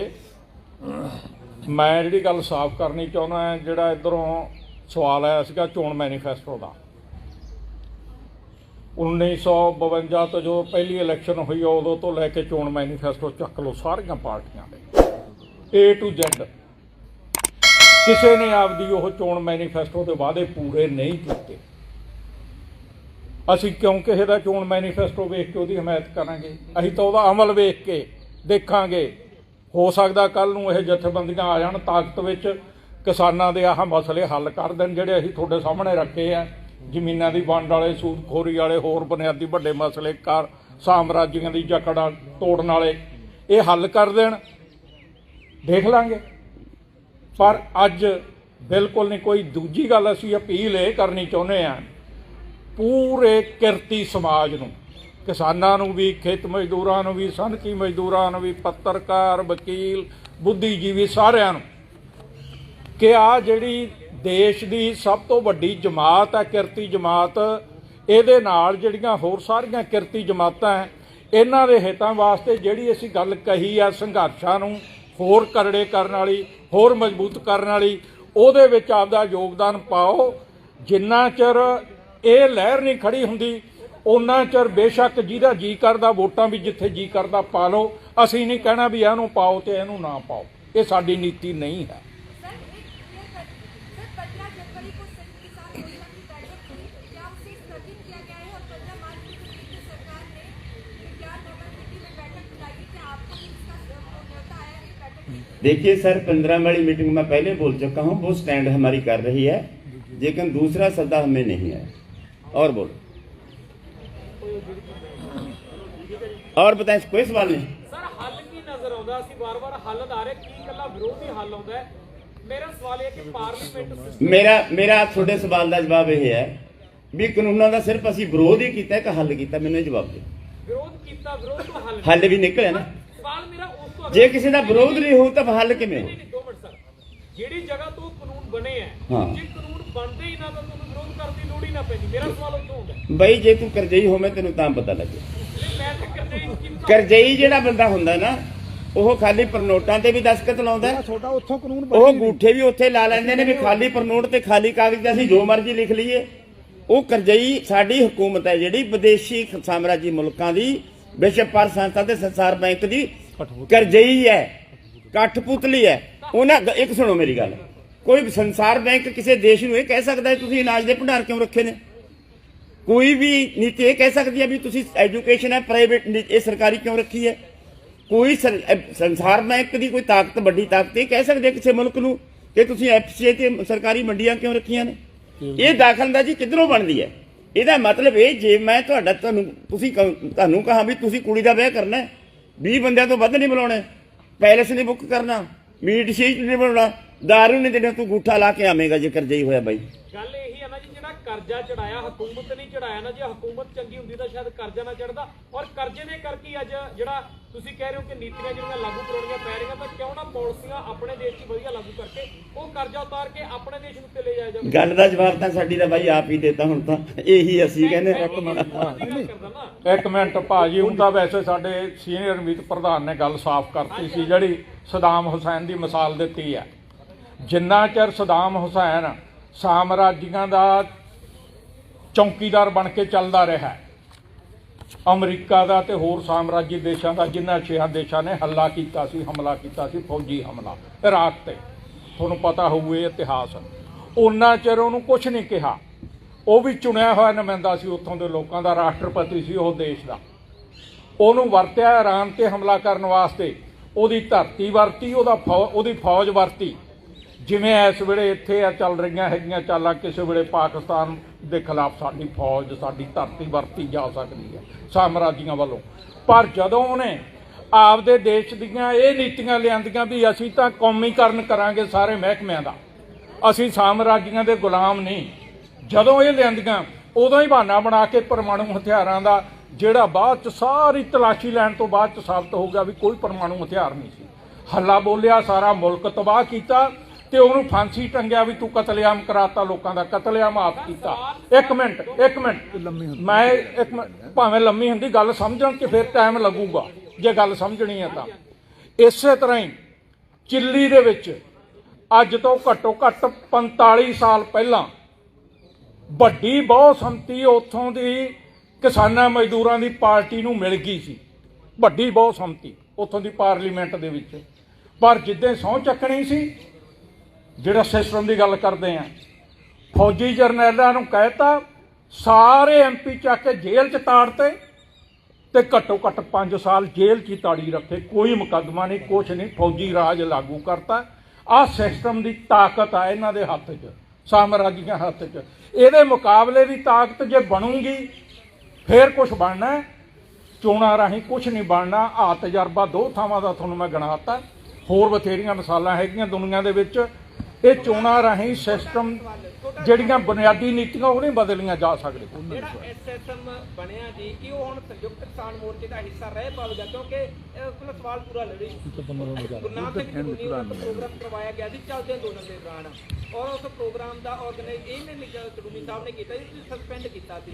ਹੁਣ ਤਾਂ ਸਿਆਸੀ ਧਿਰ ਬਣ ਗਏ ਨੇ ਜੀ, ਤੁਸੀਂ ਕਿਹਾ ਸਿਆਸਤ ਤੋਂ ਐਸਕੇਐਮ ਦੂਰ ਰਹੇਗਾ, ਹਿੱਸਾ ਰਹਿਣਗੇ ਹੁਣ ਐਸਐਸਐਮ ਵਾਲੇ ਜਾਂ ਵਕਾਲਤ ਕਰੋਗੇ ਬਾਹਰ ਕਰ ਦਿਓ? ਦੇਖੋ ਸਰ ਜੀ, ਉਸ ਟਾਈਮ ਅੰਦੋਲਨ ਚੱਲ ਰਿਹਾ ਸੀ। ਅੰਦੋਲਨ ਦੌਰਾਨ ਚੋਣਾਂ ਦੇ ਕੋਈ ਆਈਆਂ ਚੋਣਾਂ ਦੇ ਵਿੱਚ ਕੋਈ ਜਾਵੇ ਜਾਂ ਚੋਣਾਂ ਦਾ ਐਲਾਨ ਕਰੇ, ਉਦੋਂ ਉਹ ਤੋਂ ਵਰਜਿਤ ਸੀ, ਇਸ ਕਰਕੇ ਉਹਦੇ ਅਸੀਂ ਇਹ ਕਾਰਵਾਈ ਕੀਤੀ ਸੀ। ਹੁਣ ਚੋਣਾਂ ਉਹ ਮਸਲਾ ਕਾਨੂੰਨ ਵਾਪਸ ਹੋ ਗਏ, ਅਸੀਂ ਵਾਪਸ ਆ ਗਏ। ਇਹ ਜਿਹੜਾ ਮੋਰਚਾ ਬਣਿਆ ਐਸਐਮਐਸ, ਇਹ ਉਹ ਕਾਨੂੰਨ ਵਾਪਸ ਹੋਣ ਤੋਂ ਬਾਅਦ ਬਣਿਆ, ਉਹ ਮੋਰਚਾ ਅਸੀਂ ਨੇ ਮੁਲਤਵੀ ਕਰ ਲਿਆ। ਇਹਨਾਂ ਦੇ ਬਾਰੇ ਅਸੀਂ 22-15 ਤਰੀਕ ਨੂੰ ਸੋਚਾਂਗੇ ਕਿ ਇਹ ਸੰਯੁਕਤ ਮੋਰਚੇ ਦੇ ਵਿੱਚ 22 ਜਿਹੜੀਆਂ ਜਥੇਬੰਦੀਆਂ ਨੇ, ਅੱਜ ਤੱਕ ਮਤਲਬ ਕਿਸਾਨ ਜਥੇਬੰਦੀਆਂ ਕਦੇ ਚੋਣਾਂ ਦੇ ਵਿੱਚ ਨਹੀਂ ਲੜੀਆਂ, ਜਿਹੜੀਆਂ ਲੜੀਆਂ ਨੇ ਤਾਂ ਪਾਰਟੀਆਂ ਲੜੀਆਂ ਨੇ।